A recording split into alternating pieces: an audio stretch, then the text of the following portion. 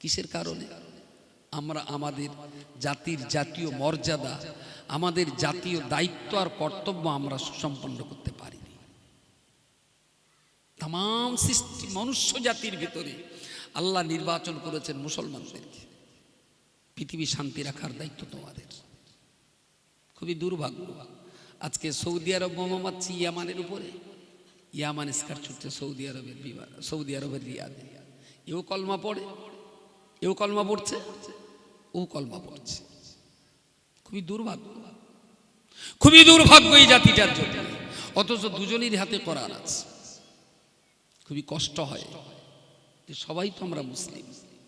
পৃথিবীর হিন্দু, খ্রিস্টান, শিখ, বৌদ্ধ, ইসাই, নাসারা, ওরা সবাই তো আমাদের ছত্রছায়ায় নিরাপত্তা বোধ করবে। যে আগুন নেভাবার দায়িত্ব ছিল আমাদের, সেই আমরা এত পরিমাণ আগুন জ্বালাচ্ছি যে কাশীপুর থানার পুলিশ রাত্রি বালিশি মাথা দেওয়ার টাইম পাচ্ছে না। খুব কি মিথ্যা কথা বললাম আমি? উলঙ্গদের কাপড় পরাবার দায়িত্ব ছিল আমাদের, সেখানে আমরাই আমাদের জাতিটাকে এত পরিমাণ উলঙ্গ করছি, অন্য জাতের মানুষেরা এসে কাপড় পরাচ্ছে। যে চোখের পানি মোছাবার ডিউটি ছিল আমাদের, আমরা মানুষকে এত পরিমাণ কাঁদাচ্ছি যে অন্য কমিউনিটির লোকেরা এসে এদের চোখের পানি মোছাচ্ছে। কাঁদাচ্ছিও আমরা, কাঁদছিও আমরা, আবার মারছিও আমরা, মরছিও আমরা। কাপড় খুলছি আমরা, কাপড় পরাচ্ছে অন্য লোকে। আগুন লাগাচ্ছি আমরা, থামাচ্ছে অন্য লোকে। মারছি, মারপিট করছি আমরা, বিচার করছে অন্য লোকে। তাহলে জাতির মর্যাদা কেউ ক্ষতি করিনি, আমাদের জাতিটাকে আমরাই সর্বনাশ করেছি। অভাব কি? বুঝবার অভাব, জানবার অভাব, কাজে লাগাবার অভাব। কি? কোরআন। কোরআন মরা লোকের জন্য আসেনি। এইটা আমাদের চরম অন্যায় যে আমরা কোরআন কাজে লাগাই মরা লোকের জন্য। মরা লোকের জন্য। একটা মানুষ মরে যাক, সেখানে 3-4 খতম কোরআন পড়ে তারপর তার কবরে শোয়া, কোনো মানে আছে? কোনো মানে আছে? কই 10টা জ্যান্ত লোক তো এক জায়গায় কোরআন নিয়ে বসিনি। এই ইমাম সাহেব একটু কোরআনে বলো দিন। বউ আমার কথা শোনে না। কোরআনের কোন লাইন দিয়ে আমি আমার বউটারে বসে আনতে পারবো? অনুনাজ্জিলু মিনাল কুরআনি মা হুয়া শিফাউন ওয়া রাহমাতুল লিল মুমিনিন। সুবহানাল্লাহ বলেন, একটু ভক্তি করে বলেন।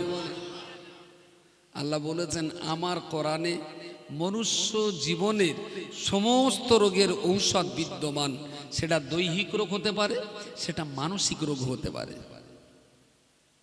সব রোগের ওষুধ কোরআনে আছে। স্বামী স্ত্রীর ঝগড়া মেটাবার দাওয়াই কি কোরআনে নেই? হ্যাঁ, কোরআনে নেই? আছে। তা কোরআনের যে দাওয়াইটা আছে, বউ আর আমি সারা জীবন ঝগড়া করে গেল, এই সর্বনাশ করেছে এই রেকর্ড করা কথা। যদি আমার বউ এই রাত্রি শোনে না, গেলেই ধরবে না। আমার কবে ঝগড়া হইলো তোমার সঙ্গে আমার, তুমি মাইকে বলে এসো। সারা জীবন ঝগড়া করলাম স্বামী স্ত্রী, কোরআন নিয়ে বুঝপাড় করার টাইম হলো না। স্বামী মরল, বউ এবার কোরআন নিয়ে বসলো। স্ত্রী মরল, মদ্দালকে এবার কোরআন নিয়ে বসলো। এর চাইতে বড় গান্ডুগিরি আর কি হতে পারে? এর চাইতে বড় অজ্ঞতা, বড় মূর্খতা আর কি হতে পারে? আমার একটু বলে। কোরআন কি মরা লোক সোজা করার জন্য? কোরআন কি মরা মানুষ সোজা করার জন্য? কোরআন কি মরা মানুষের জ্ঞান দেওয়ার জন্য? কোরআন কি মরা লোককে জান্নাতে পাঠার জন্য? Never never never. কোরআন জ্যান্ত মানুষকে বোঝানোর জন্য, কোরআন জীবন্ত মানুষকে সোজা করার জন্য, কোরআন জীবন্ত মানুষকে জান্নাতে পাঠাবার জন্য। যে মুসলমান নিজের জীবদ্দশায় নিজের জান্নাত কোরআন থেকে খুঁজে নিতে পারেনি, মরার পরে সেই মুসলমানকে 14,000 বার কোরআন শুনিয়েও জান্নাত হতে পারে না। এটা গ্যারান্টি। আচ্ছা, আমার কি একটু তবলিগ না মনে হচ্ছে? ওই সব রাসায়নে মরার পরে কোরআন পড়া বারণ করছে। হয়তো আর বলবেন এই দেখো, তাহলে আবার কি আবার অন্য কোনো মতে টতে চলে গেল নাকি? আপনি আমাকে একটু যুক্তি দিয়ে বোঝান, এখান থেকে বই কেরামন তো নাক গাছ টান দেবো আমি, তাতে আমার নাক থাকার যাক। মানুষ মরে গেলেই দেখুন মাথার কাছে অনেক লোক কোরআন শরীফ পড়ে, বললেও শুনে না। আমি বললাম ভাই, যালিকাল কিতাবু লা রাইবা ফি হুদান লিল মুত্তাকিন, হুদান লিল মুত্তাকিন। আল্লাহ বলেছেন কোরআন মুত্তাকি পরেজগারদের জন্য পথ প্রদর্শক। তার মানে কোরআন আমাদের পথ দেখাবে। আচ্ছা, যে মরে গেছে তার আর পথ দেখার টাইম আছে? ওর কি আর পথ দেখার টাইম আছে? টাইম নেই।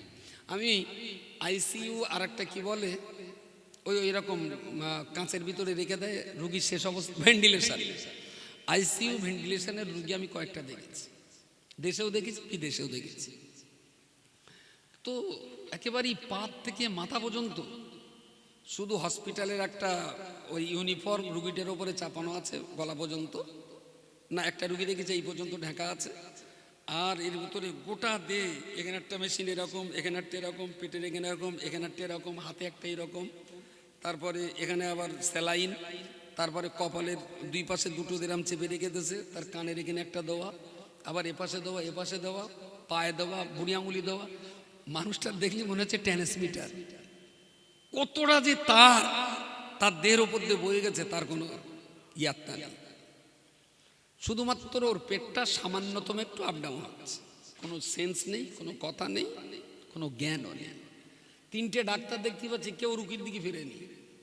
বড় 36 ইঞ্চি কি 42 ইঞ্চি একটা এলসিডি আছে, 4-5টা ডাক্তার দেখলাম ওই দিকে ফিরে আছে। কখনো ডাক্তাররা ওই দিকে চোখ রেখে এদিকে একটু কম দিচ্ছে, আবার এর একটু বাড়াচ্ছে, চোখ ওই দিকে। হঠাৎ একটা টাইমে দেখা গেল পুরো স্কিনটা সাদা হয়ে গেছে। এতক্ষণ যে মিটার উঠছিল নাপছিল, এদিকে যাচ্ছিল এদিকে যাচ্ছিল, ইসিজি থেকে সবকিছু, এখন আর পুরো স্কিন সাদা।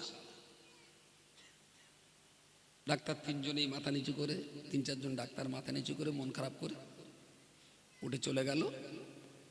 নার্সরা এসে দেখলাম আস্তে আস্তে করে ট্রান্সমিটার এসে তার সব, তার মানে রুগী আর আছে, মারা গেছে। সব খুলে নিলে, স্যালাইনটা খুলে নিলে, পালস মিটার খুলে নিল, অক্সমিটার খুলে নিল, এদের হার্টের প্যালপিটেশন ছিল সেটা বার করে নিলে, তারপরে ইসিজির যা যন্ত্র ছিল সেগুলো বার করে নিল, যা যা ছিল সব খুলে নিলে, স্যালাইনটাও নিলে, অক্সিজেন ছিল না আগের ভেতরে সেটাও বের করলে। তাহলে স্বাস্থ্যবিজ্ঞানীরা বলল ওর আর অক্সিজেন থেকে শুরু করে আর কোনো কিছু টানার ক্ষমতা একটা সাদা কাপড় মুড়িতে বাড়িয়ে এনে এইবারে আমরা বসে গেলাম ওরে কোরআন খাওয়াবো। বুঝতে পারেননি? ডাক্তাররা এতগুলো খাবার যাদের চলো সব খুলে নিলে, জোয়ার নেওয়ার মতো কোনো ক্ষমতা নেই। এইবারে আমরা লেগে গেলাম ওরে আমরা কোরআন খাওয়াবো। নানি চাচি দাদিরা বসে গেল কোরআন খাওয়াবে, বড়াব্বা মরিয়ে গেছে। তা এক একজন এক এক রকম সুরি কোরআন শরীফ পড়তেছে, সেসব শুনলি তো জিব্রাইল যদি শোনে জিব্রাইলের হার্ট অ্যাটাক করবে। যে এরা আমি যে 30 পারা কোরআন আল্লাহর কাছ থেকে সেটা কি করেছিস, তোরা যা পড়তেছিস সে তো আমি আনিনি, আমি তো এরকম কোরআন আনি, তোরা পেলি কোথায়? মা চাচিরা পড়লো সেই কোরআন। আমি 12 চাচি ওঠো আর পড়তে হবে না। তাহলে খোকা আমার এখনো ইয়াসিন দেওয়া হয়নি, তারপর তুকার জীবন দেবো, তুকার জীবন দেবে, ইয়াসিন দেবে। আমি চাচি তুমি যা তুকার জীবন দেবা, আমার পায়ে দোকানে ধরবে, তুমি ওঠো, তাহলে ওই তুকার জীবন এই ইয়াসিন যা দেখত, আর এরপরে যদি আবার তুকান জীবন দাও ওই চাষ আবার ঠেলে উঠতে পারে। তুমি চাষি বন্ধ করো, তুমি আর দিও না। ও যা রয়েছে ভালোই রয়েছে, ছটফট করবে না তোমার এই কথায়। স্বভাব তো ওতে হবেই না, উল্টে আরো সমাজের 100 মহিলা যদি কোরআন পড়ে, আমি জানি না কেউ যদি ভালো আলেম হাফেজের কাছ থেকে শিখে থাকে সেটা ব্যতিক্রম, তবে শতকরা 2 থেকে 5টা হতে পারে, তার বেশি নেই। আকসার ভুল পড়ে। এরপরে যদি বলেন না, যদি সুস্থভাবে ভালো কোরআন পড়নেওয়ালাদের যদি দিয়ে শোনানো হয়, আমি বলি ওটাও বোকামি। যারা ভালো হাফেজ মাওলানা আছেন তাদেরকে যদি মরলোকের কোরআন শোনানো হয়, আমি বলছি ওটাও বোকামি, কোনো দরকার নেই। তো আর মাথার কাছে কোরআন শোনাবার কি দরকার আছে? শুনলে সওয়াব হয়। আমি বললাম আল্লাহ আপনি শুনলেন আলিফ লাম লাম হে, এই আল্লাহ শব্দটা আমি উচ্চারণ করেছি, আপনি শুনেছেন। আমার 4-10কে 40টা স্বভাব, আপনারও 4-10কে 40টা স্বভাব। সুবহানাল্লাহ বলেন, একটু জোরে বলেন সুবহানাল্লাহ। সিন বে হে নুন আলিফ লাম লাম হে, সুবহানাল্লাহ। 7টা 5 আর 3 8টা অক্ষর, তাহলে আমারও 80টা স্বভাব, আপনারও 80টা স্বভাব। দুবার বলেছেন মানে আমারও 160, আপনারও 160। এবারে আমি বলেছি আর আপনি শুনেছেন, আবার পড়েছেন, তাহলে শোনার জন্য একবার, পড়ার জন্য একবার। 160 ডবল 200, 320টা। আচ্ছা, এই যে সওয়াব হচ্ছে, লেখার ফেরেশতা আছে তো, কিরামান কাতিবিনা ইয়ালামুনা মা তাফআলুন। তোমরা যা কিছু করছো সব কিছু কিরামান কাতিবিন জানেন, সম্মানিত ফেরেশতা, তারা লিখেও রাখেন। আচ্ছা, আজরাইল জানলে যখন চলে গেছে বড়াব্বার, তখন বড়াব্বার কাছে ও সওয়াব লেখার খাতাপত্র রেখে গেছে না লিখেছে? খাতাপত্র। তাহলে কোরআন শুনে যদি বড়াব্বার স্বভাব হয়, লিখবে কোথায়? কথা বলেন। কিন্তু এই অজ্ঞতা আর এই মূর্খতা খুব সহজে বন্ধ হবে বলে মনে হয়। আল্লাহ না করুক, কালকেই যদি কেউ মারা যায়, কালকেই আর মূল সাহেব যদি বলে না মাতিন বলি গেছ পড়বো না, সারা দুনিয়ার লোকের পড়া যায় আর আমার বাপ বলি গেছ পড়বো না, ও এবার আমি এই পদেলে ভোট দিলুম তাই সেই জন্য আমার পড়ানো হবে না, গোটা গ্রাম জুড়ে দাঙ্গা লেগে যায়। শেষটাই ইমামের চাকরি বাঁচাবার জন্য আবার গুঞ্জাতি হবে, কিচ্ছু করার। আমি বলছি স্বভাব রেশানির পক্ষে আমিও। আমার বাবা মরহুম হাফেজ শামসুর রহমান ইন্তেকাল করেছেন। আমি আমার বাপের কাছে কোনো ভাই বোনের কোরআন পড়তে দেইনি, আর কোনো ভাই বোন মাথার কাছে পড়িও, যে যার মতন ঘরে পড়েছে। আমরা 12 ভাই বোনের ভিতরে 11 ভাই বোনই আলহামদুলিল্লাহ বেঁচে আছি, এখনো সুস্থ আছি, সবাই খুব ভালোই আছি। একটা বোন হারিয়েছি বাচ্চা বয়স। কেডা কি পড়েছে কেউ কারোর খবর জানে না।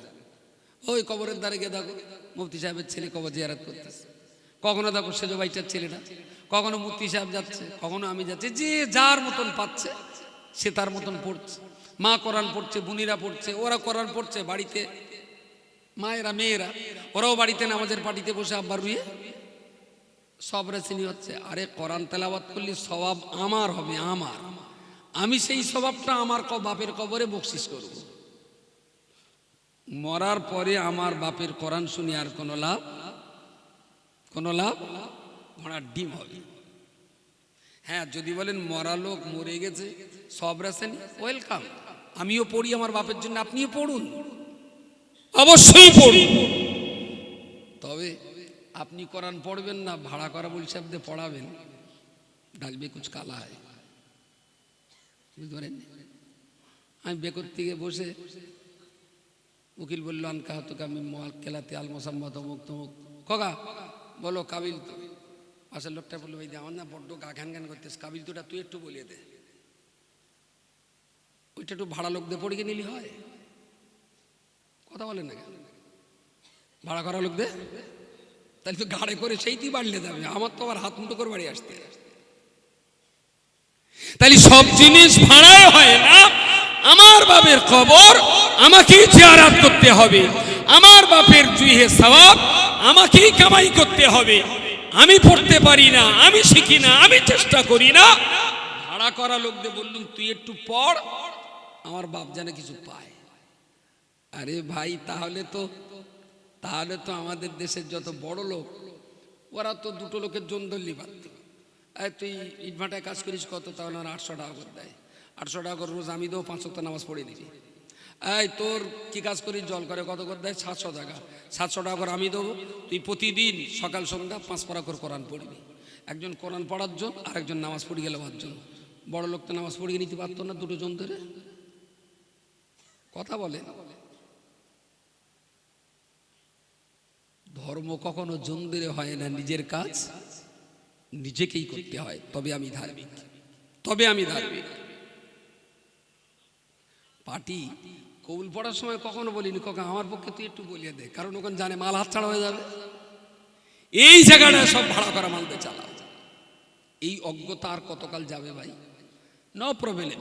ইমাম সাহেব, আমার আব্বা ইন্তেকাল করেছেন, আমরা ভাই বোনে মিলে না ওই প্রায় খতম টতম না প্রায় 70 পারা পর্যন্ত পড়েছি। কেউ 3 পারা, কেউ 5 পারা, কেউ 7 পারা, সবাই মিলে প্রায় 60-70 পারা আমরা পড়েছি।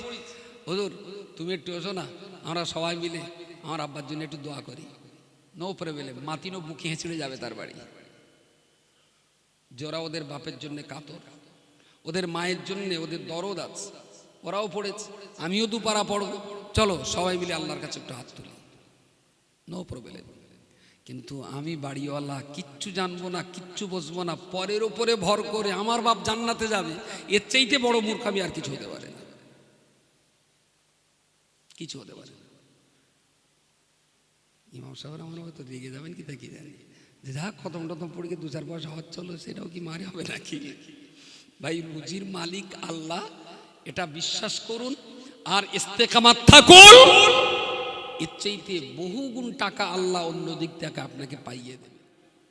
বললে তো সমাজে টাকা দাও, একটু চিকেন পরোটা কিনে খাই, তা বলছে না আই লাভ ইউ। বুঝতে পারেননি? এতে কি প্রেম জমবে বলে মনে হয়? আই লাভ ইউ যদি বলতে হয় আমি তোমাকে ভালোবাসি, তাহলে ভালোবাসার মানুষটার দাবি থাকতে পারে আমার কাছে, সেটা তো পালন করতে হবে। আমি মুখে বলে দিলাম মুসলিম আমাদের নাম, কোরআন আমাদের জান, বলছি কোরআন আমার জান, কিন্তু পড়বো না। মুখ একরকম, কাজ আর একরকম। ওরে কি বলে ফতোয়াটা আপনাদের দিতে, আমি মার খেয়ে বলবো কেন? আমি ফতোয়া দিতে পারবো না, আপনারা লিখেছেন বলে আমি বলছি, না লিখলে বলতাম না।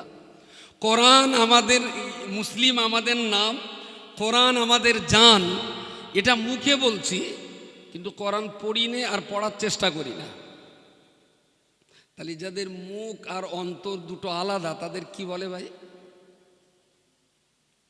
ফতোয়া আপনাদের দেওয়াই লাগবে। আরে ফতোয়া আপনারা জানেন, কি বলে? কি জোরে বলে? মুনাফিক। তাহলে এর থেকে কি করে বাঁচা যাবে? ফতোয়া যখন দিতে পারেন, ওষুধও আপনার জানা আছে, নিজেরা ওষুধটা একটু গিলে নিলে খুব ভালো হয়। পরে নামাজ আমাদের গাড়ি, জান্নাত আমাদের বাড়ি। দারুণ সুন্দর কথা বলেছেন, বেশ কবিতা সন্ধে সন্ধে, যে নামাজের গাড়ি চেপে আমরা জান্নাতে যাব। আচ্ছা, যে কটা লোক শুনতে বসছে, যে সবাই কি আজকে এশার নামাজটা পড়েছে? সকালের ফজরের কথা এখন থাক, আজকের এশার নামাজটা কি সবাই পড়েছে? সবাই পড়িনি। আল্লাহ আমাদের রব, নবী আমাদের সব, ইসলাম আমাদের ধর্ম, ইবাদত আমাদের কর্ম। আমরা যাকে ভয় করি তার নাম হাসর, যাকে বিশ্বাস করি তার নাম কোরআন, যার কাছে ঋণী তিনি হলেন আমাদের মা, যাকে নেতা মানি তিনি হলেন রাসূল সাল্লাল্লাহু আলাইহি সাল্লাম, যার কাছে মাথা নত করি তিনি হলেন মহান আল্লাহ। আচ্ছা, ওয়াজ আর বাকি আছে? ওয়াজ সব অস্ত ইস্তেরা হয়েই গেছে, বেকার আমাদের ডেকে কষ্ট দেন কেন তা কি জানি। আর গ্রামের সমস্ত কবরবাসীদের উদ্দেশ্যে দোয়া ও বাৎসরিক ইসালে সওয়াব। Thank you so much. যারা মারা গেছেন, কবরে গেছেন, তাদের জন্য একটু দোয়া করা, আর তাদের জন্য দুহাত ভরে আল্লাহর কাছে একটু সওয়াব রেসানি করা। তার মানে আমরা কিছু সওয়াব রোজগার করে তাদের কবরে পাঠিয়ে দেব, কারণ তারা আর সওয়াব কামাই করতে পারে না, তাই কামাই করব আমরা আর দান করব তাদের। ভালো জিনিস। এবারে যে কথাটা বলবো, যে পৃথিবীতে আমরা যারা মানুষ হয়ে জন্ম নিয়েছি,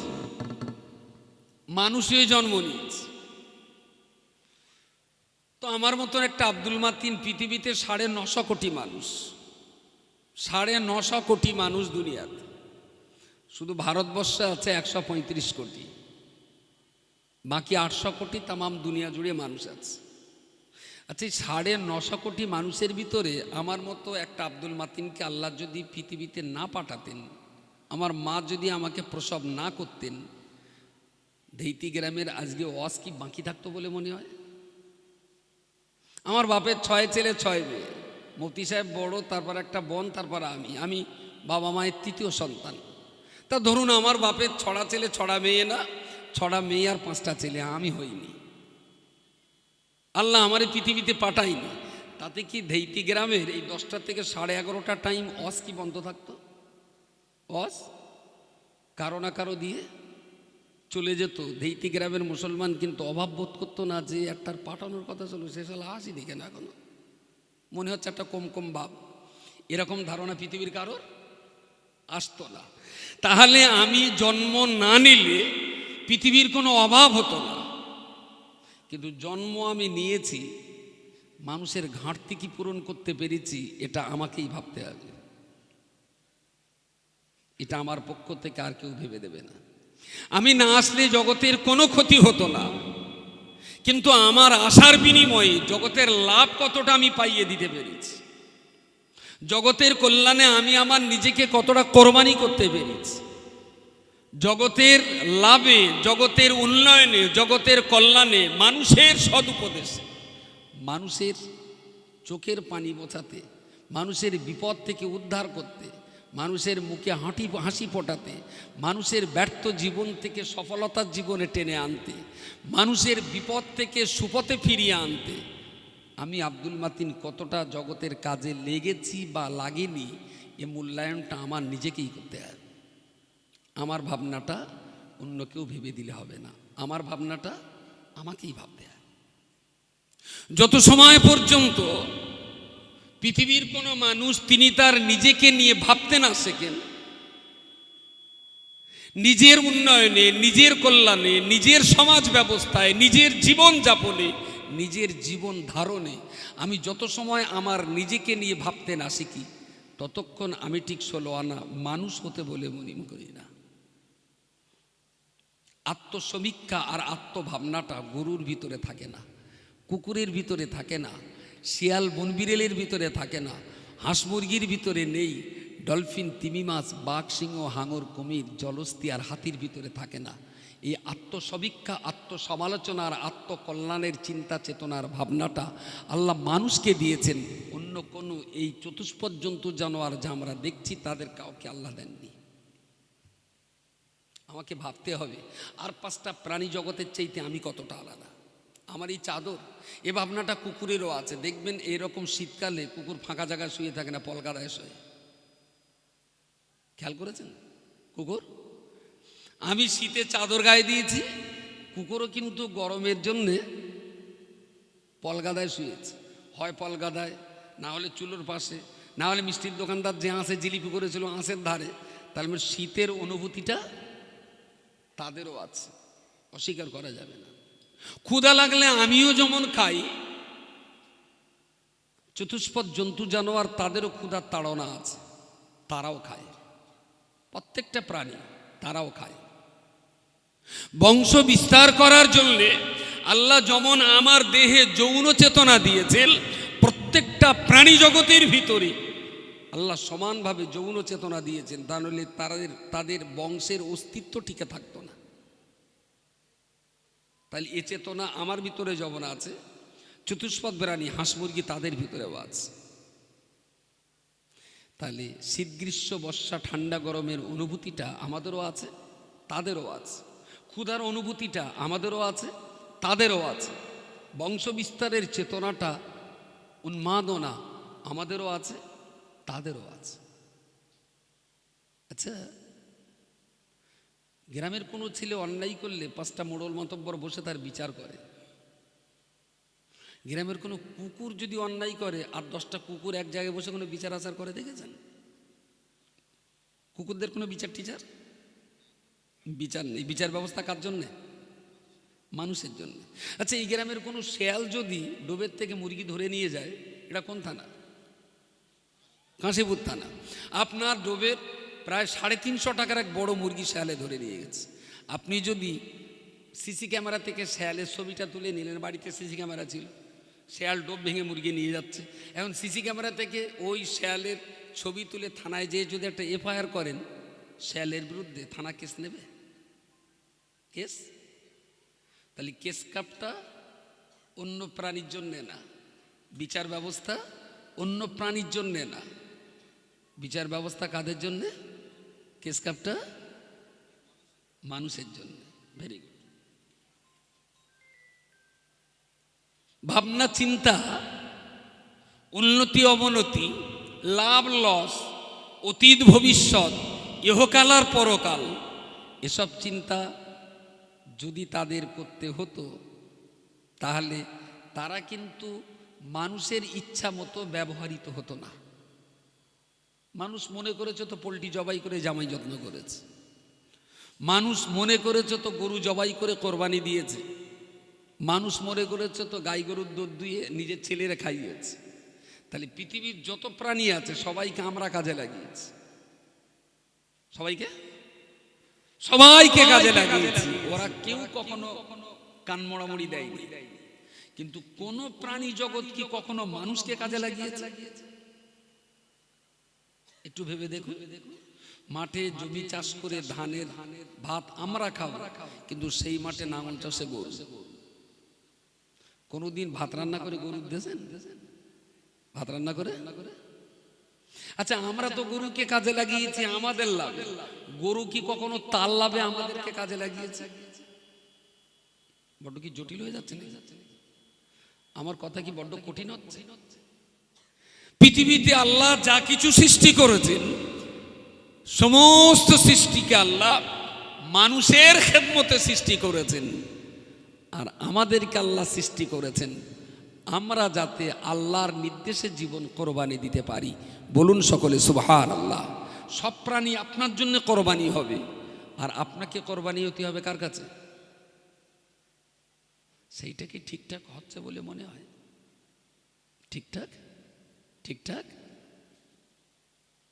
মনে হয় হচ্ছে না, মনে হয় হচ্ছে না।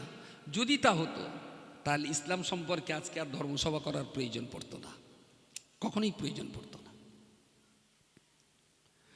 রব্বুল আলামিন আল্লাহ কোরআন শরীফে পরিষ্কার করে বলেছেন, কুনতুম খায়রা উম্মাতিন উখরিজাত লিন-নাসি তা'মুরুনা বিল মা'রুফি ওয়া তানহাউনা আনিল মুনকারি ওয়া তু'মিনুনা বিল্লাহি। এর আগে আরেকটা আয়াত আপনাকে শোনাবো। আমার আল্লাহ কোরআনের ভিতরে বলেছেন, এই পৃথিবীর মনুষ্য জাতি, ওয়ালাকাদ কাররামনা বানি আদামা ওয়া হামালনাহুম ফিল বাররি ওয়াল বাহরি ওয়া রাযাকনাহুম মিনাত তাইয়্যিবাতি। রব্বুল আলামিন আল্লাহ কোরআন শরীফের অপর একটা জায়গায় বলেছেন, ইয়ারফাইল্লাহুল্লাযীনা আমানু ওয়াল্লাযীনা উতুল ইলমা দারাজাত। আল্লাহর বান্দা মনে রাখুন, রব্বুল আলামিন আমাদেরকে সতর্ক করে বলেছেন, বান্দারে তুমি তোমার নিজেকে বোঝবার চেষ্টা করো, তুমি তোমার নিজেকে জানবার চেষ্টা করবে। আমি আল্লাহ তোমাদের জন্য বললাম, ওয়ালাকাদ কাররামনা বানি আদামা, জগৎ সংসারে যা কিছু সৃষ্টি করেছি, আসমান জমিন গ্রহ নক্ষত্র, চাঁদ সূর্য, কাবা, বাইতুল্লাহ, আরশে আজিম, লৌহে মাহফুজ, সিদরাতুল মুনতাহা, বাইতুল মামুর, গাছপালা, জড় বস্তু, প্রাণী জগৎ, যা কিছু আমি আল্লাহ সৃষ্টি করেছি, সকল সৃষ্টির ভিতরে আমি আল্লাহ শিল্পী হয়ে আমার শিল্প জগতের সকল শিল্পের ভিতরে মনুষ্য জাতির মর্যাদা আমি আল্লাহ বাড়িয়ে দিলাম। জোরে সোরে বলুন সুবহানাল্লাহ। সবাই মিলে বলেন সুবহানাল্লাহ। মাইকটা বড্ড গম গম করছে, ভেতরে শুনতে অসুবিধা হয় না তো? কথা সব বোঝা যাচ্ছে? একটু স্পিড হয়ে গেলে কোনো ঝামেলা পাকাচ্ছে না তো আওয়াজ? ওকে, একটু কম হলে একটুখানি বক্স কম করে দেন, একটুখানি। আমি তো আওয়াজ শোনাতে আসিনি, দুটো আওয়াজ শোনাতে, আওয়াজ একটু কমায় হোক। তো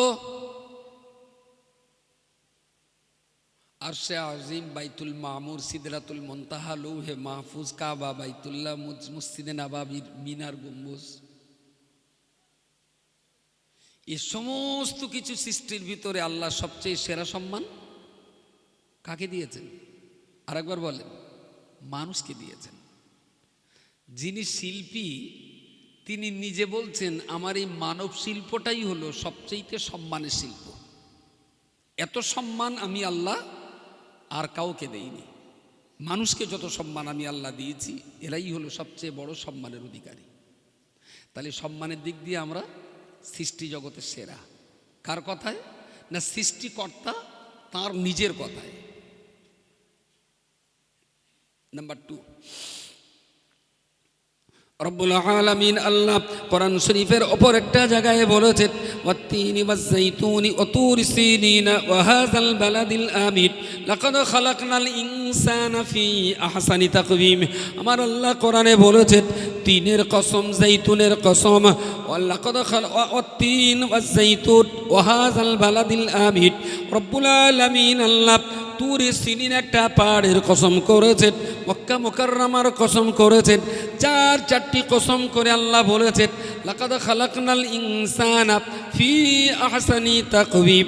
আমার সৃষ্টি জগতের ভিতরে আমি আল্লাহ শিল্পী হয়ে আমি যত শিল্পকে তৈরি করেছি, সকল শিল্পের ভিতরে সবচেয়ে সুন্দর করে আমি মানুষকে তৈরি করেছি। আরো একবার বলুন সুবহানাল্লাহ। তাহলে সুন্দর আর সম্মান দুটো কি একরকম বলে মনে হয়? সুন্দর আর সম্মান আলাদা না? পাকড়া বলে একটা পাকড়ার তুল হয় না? পাকড়া গাছ আছে তো দেশে এখনো? পাকড়া একটা ফুল হয় না? পাকড়ার ফুল, পাকড়ার ফুল হয়, দেখতে সুন্দর, কিন্তু ওর কোনো সম্মান আছে? রাস্তায় পড়ে থাকলে সব তার উপর দিয়ে গাড়ি চালিয়ে দেবে। কিন্তু যদি একটা গোলাপ ফুল পড়ে থাকে কেউ না কেউ, কিংবা ওই মাঠে সরু সরু স্টিকের উপরে অনেকগুলো ফুল হয় সাদা সাদা, রজনীগন্ধা, ওরকম রজনীগন্ধা ফুল যদি রাস্তায় কেউ পড়ে থাকে যে কেউ কুড়িয়ে নেবে ফুল।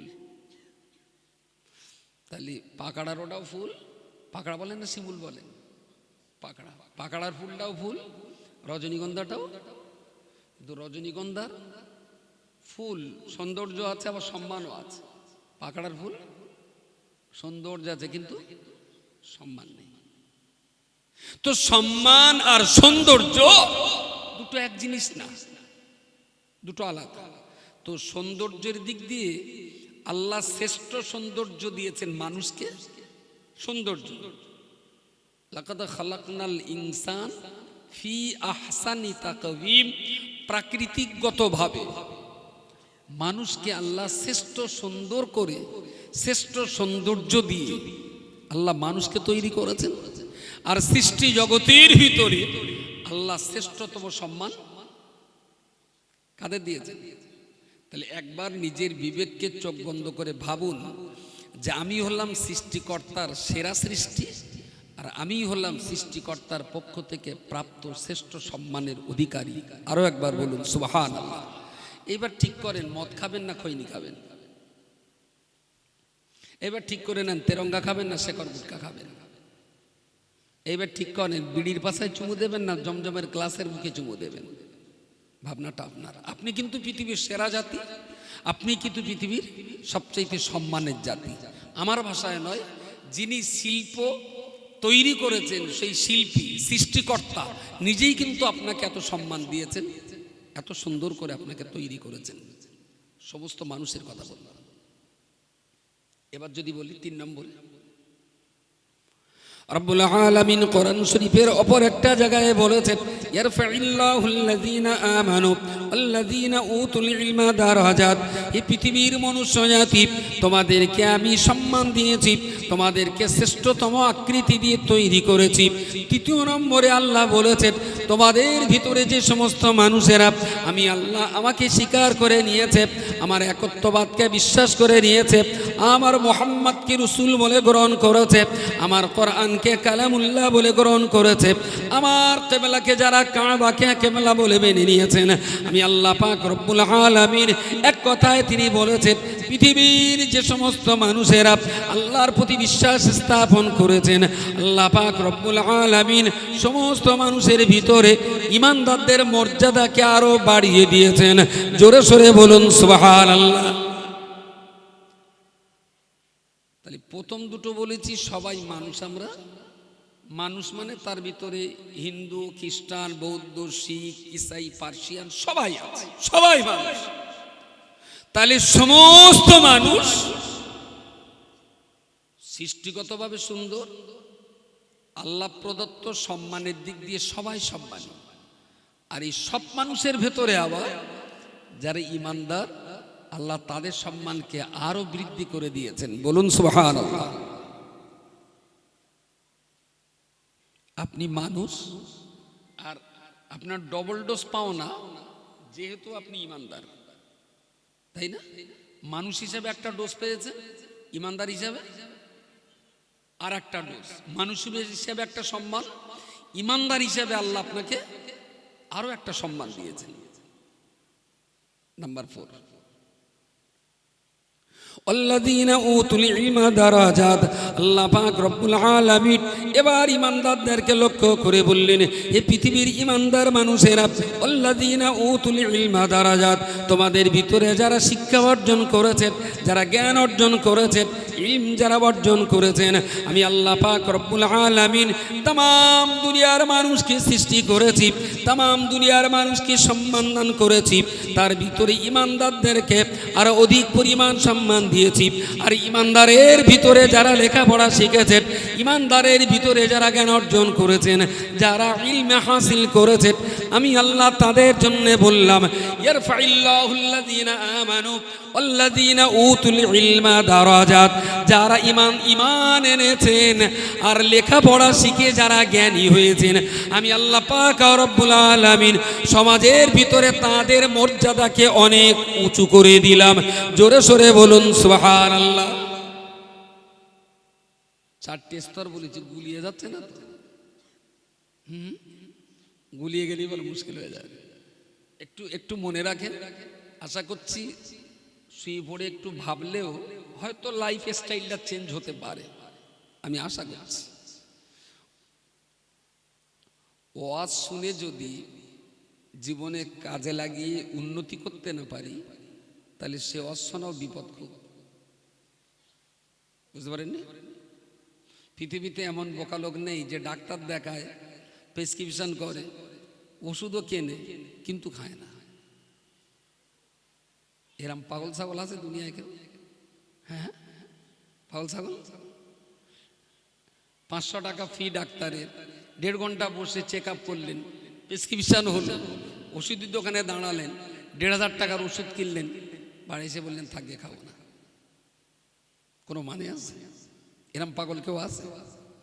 তো এরম পাগল মনে হয় সবাই একটা খুঁজলি পাওয়া গেলেও। হ্যাঁ, সবাই বলো 1,500 টাকা চাঁদা দেয়, আবার বলে দেয় মাথি নিজুরে একটু লেসিস, আমার বলো ও রসটা খুব ভালো লাগে। তা তুই ভাই যেরাম ডাক্তার পছন্দ করেছিস সেরাম ডাক্তার তো এসে, তবে এই ডাক্তার প্রেসক্রিপশন করিনি, ডাইরেক্ট সব ওষুধ গালে ঢেলে দিচ্ছে। থাকি আমার ভাল লাগছে না, কেন তেতো তেতো বানাবা। তাহলে কেন ভাই এত পয়সা খরচ করলেন? সবাই চাঁদা দেওয়ার বা কি দরকার ছিল? আর আমাদেরও বা কষ্ট দেওয়ার কি দরকার ছিল? 4টি স্তর। মানুষ হিসাবে শ্রেষ্ঠতম সৃষ্টি, মানুষ হিসাবে শ্রেষ্ঠতম সম্মানের অধিকারী, ইমানদার হিসাবে মনুষ্য জাতির ভিতরে আরো আমি মর্যাদাবান। আর ইমানদারের ভিতরে যদি লেখাপড়া শিখে জ্ঞান অর্জন করতে পারি, তাহলে তার উপরে আবার আমার স্থান। আচ্ছা, থানার পুলিশ, থানায় 3 ধরনের লোক যায়, এক আসামি, আর এক ফরিয়াদি, আর থানায় থাকে পুলিশ। এই 3টে নিয়ে একটা সিরিয়াল তৈরি হয়। তো আসামি যে বলে মাতিন আমার নাকে কিল মেরেছে, নাক দিয়ে রক্ত বেরোচ্ছে। আসামি বলল, পুলিশ কেসটা লিখে নেবার আমার নোটিশ করলো, আমি চলে এলাম। আমি হলাম আসামি, যে আমার বিরুদ্ধে অভিযোগ করলো সে হলো ফরিয়াদি। তাহলে আসামি, ফরিয়াদি আর পুলিশ বিচারক। যদিও পুলিশ ঠিক বিচার করে না, পুলিশ বিচারের জন্য এটা কোর্টে ট্রান্সফার করে। থানা হলো ছোট, থানা বিচার করে না, বিচার করার 9 গেট ক্লিয়ার করে দেয়। আমি আর কোর্ট পর্যন্ত না যে থানাই থাকি। তাহলে পুলিশ, আসামি, ফরিয়াদি। তো কেউ মেরেছে, কেউ মার খেয়েছে, আর কেউ বিচার করছে থানায়। আচ্ছা, মারালো, মার খাওয়ালো, বিচার করালো, এই 3টের ভেতরে সম্মান বেশি কাজ? বিচার করা লোকে। আচ্ছা, প্রতিদিন কমান্ডেল করে বিড়ি খেলি থানার পুলিশ হওয়া যাবে? মোটামুটি একটা বলেন। প্রতিদিন কত পিস তেরঙ্গা শেখার গুটকা চুটকি খেলি পুলিশ হওয়া যাবে? কথা বলেন। পুলিশ হতে গেলে তেরঙ্গা খাতি হয় না গুটকা খাতি হয়, নাকি বিড়ি খাতি হয়, না সিগারেট, নাকি ফ্রি ফায়ার খেলতে হয়, না পাবজি খেলতে হয়? কি করলে পুলিশ হওয়া যায়? লেখাপড়া শিখতে হয়, তাহলে তো অস্ত সবাই জানে, লেখাপড়া শিখতে হয়। তাহলে ওয়াল্লাযীনা উতুল ইলমা দারাজাত, কোরআনে আল্লাহ 1400 বছর আগে বললেন যারাই লেখাপড়া শেখে তারাই সমাজের সর্বোচ্চ মাথায় বসে মাতব্বরি চালায়।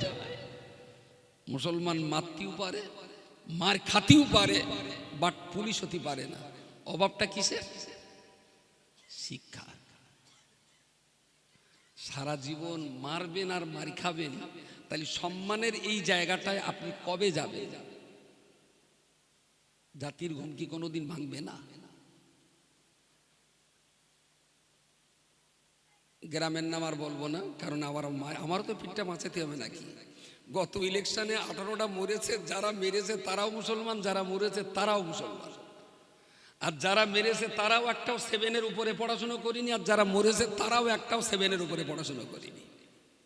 নিচে 2-3 আছে, কেউ বা পুরো মাঠ পাস। তাহলে মারছে যিনি তিনিও অশিক্ষিত, মরছে যিনি তিনিও অশিক্ষিত।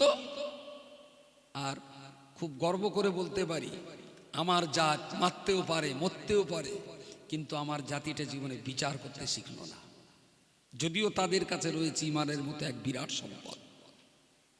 অভাবটা কিসের? স্টাডি, এডুকেশন, কালচারের অভাব। ধর্মসভা করে লাভটা কি হবে যদি আমার সমাজকে এগিয়ে নিয়ে যেতে না পারি? চিৎকার চেঁচামেচি করে লাভটা কি হবে আমার সমাজের অবক্ষয় যদি রোধ করতে না পারি? নাম্বার 2, একজন জমি বিক্রি করে, একজন জমি কেনে। আপনার 1 বিঘে জমি দাম হলো 22 লাখ টাকা, আর একজন কিনলেন, তিনি 22 লাখ টাকা দিলেন, আপনি জমিটা তার দিয়ে দিলেন। বলল ওই জমিটা 1 বিঘে জমি 22 লাখ টাকা দাম, আমি আপনার দিয়ে দিলাম। আপনি বললেন টাকাও তোমার দিয়ে দিলাম। কেনা বেচা কি এইরকম করে হয়? কি হয়? লেখালেখি হয়।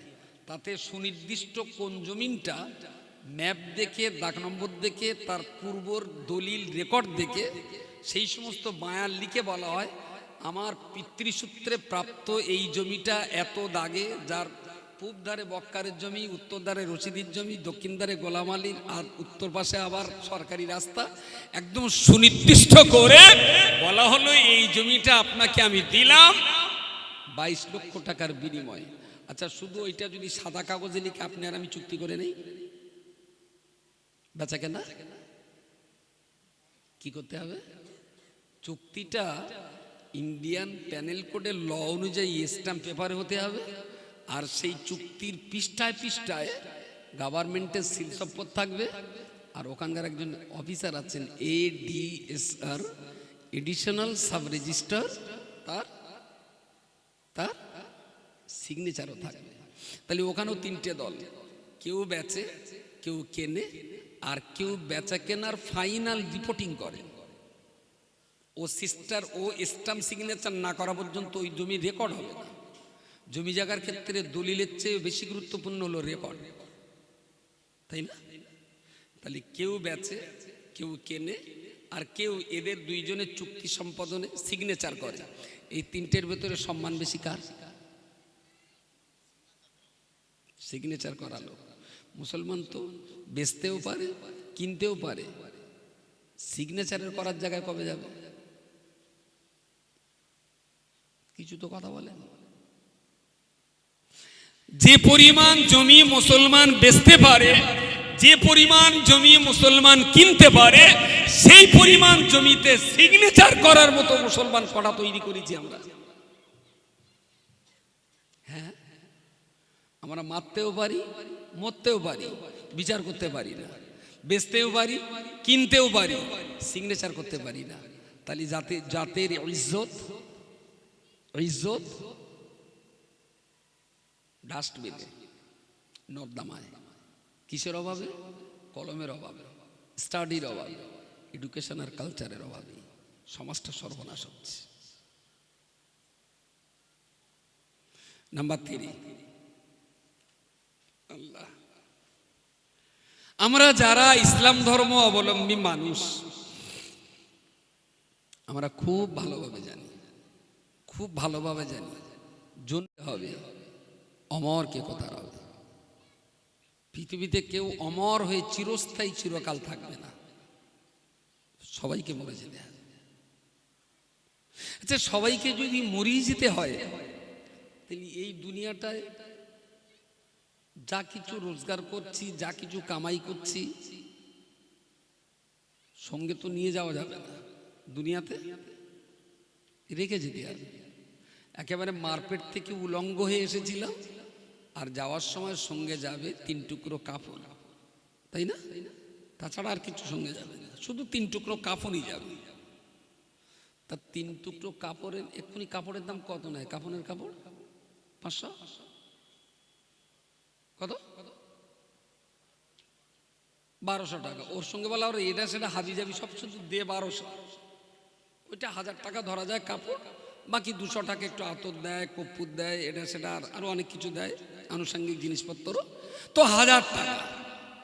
তাহলে 66 বছর বয়সে কবরে যাওয়ার সময় নিয়ে যাবেন তো 1000 টাকা। এর জন্য লড়াই কতটা হচ্ছে? 1000 টাকার বেশি তো আপনি নিয়ে যেতে পারবেন না। তাহলে লড়াইটা কত টাকার হচ্ছে? 1000 টাকার ভেতরে হচ্ছে না বাইরে গিয়ে হচ্ছে? প্রিয় শ্রোতা মণ্ডলী, আমি আপনাকে বলতে চাইছি, আমার আল্লাহ পাক রব্বুল আলামিন দুনিয়ার জমিনে আমাকে আপনাকে পাঠিয়ে দিয়েছেন, সম্মান আমাকে আপনাকে শ্রেষ্ঠ জাতি করে সৃষ্টি করেছেন, শ্রেষ্ঠ সম্মান আমার আপনার দিয়েছে, ইমানের মতো সম্পদ আল্লাহ আমাদের ভাগ্যে জুটিয়ে দিয়েছেন। আমার বাবা মুসলিম, মা মুসলিম, আল্লাহ পাক আমায় ইসলামের ঘরে পাঠিয়ে দিয়েছেন। ইসলামের কলমা পড়ার জন্য লড়াই করতে হয়নি, যুদ্ধ জঙ্গে যেতে হয়নি, ইসলামের কলমা পড়ার জন্য আমার রক্ত দিতে হয়নি, ইসলামের কলমা পড়াবার জন্য ঘর বাড়ি আর বাবা মা আমার হারাতে হয়নি। ঘরের ভিতরে পিতামাতার কাছ থেকে মুসলিম পরিবেশের ভিতরে জন্ম নেওয়ার কারণে পারিপার্শ্বিক অবস্থানের ভিত্তিতে তিল তিল করে শিখতে শিখতে আমি ইমানদার হয়ে গেছি, আমি ইসলামের একজন পার্টনার হয়ে গেছি, ইসলাম ধর্মের একজন মান্যওয়ালা আমি বনে গেলাম। কিন্তু বান্দা মনে রাখতে হবে, আমি ইসলামের ঘরে জন্ম নিয়েছি, মুসলমান পরিবারে আল্লাহ আমায় পাঠিয়ে দিয়েছেন, এটাই তো আমার জন্মগত পরিচয়, আমার জীবনের শেষ পরিচয় নয়। গরুর পেটে গরুর বাচ্চা জন্ম হয়, ছাগলের পেটে ছাগলের বাচ্চা জন্ম হয়, বাঘের পেটে বাঘের বাচ্চা জন্ম হয়, হিন্দুর পেটে হিন্দুর বাচ্চা জন্ম হয়, মুসলমানের পেটে মুসলমানের বাচ্চা জন্ম হয়। ও বান্দা, এটা তো বিশ্বাস করা যায় না, গরুর পেটে গরুর বাচ্চা জন্ম হলেও হিন্দুর পেটে যে হিন্দুর বাচ্চা জন্ম হবে এ গ্যারান্টি দেওয়া যায় না। মুসলমানের পেটে যে মুসলমানের বাচ্চাই জন্ম হবে এটাও তো প্র্যাকটিক্যালি গ্যারান্টি দিয়ে বলা যায় না। কারণ ইসলামের ঘরে জন্ম নেওয়ার পরেতে অনেক মুসলমান এভিডেভিট করে অন্য ধর্মে চলে যায়, আবার হিন্দু ধর্মের ভিতরে জন্মগ্রহণ করার পরেতে অনেক হিন্দুর বাচ্চা এভিডেভিট করে অন্য ধর্মে চলে যায়।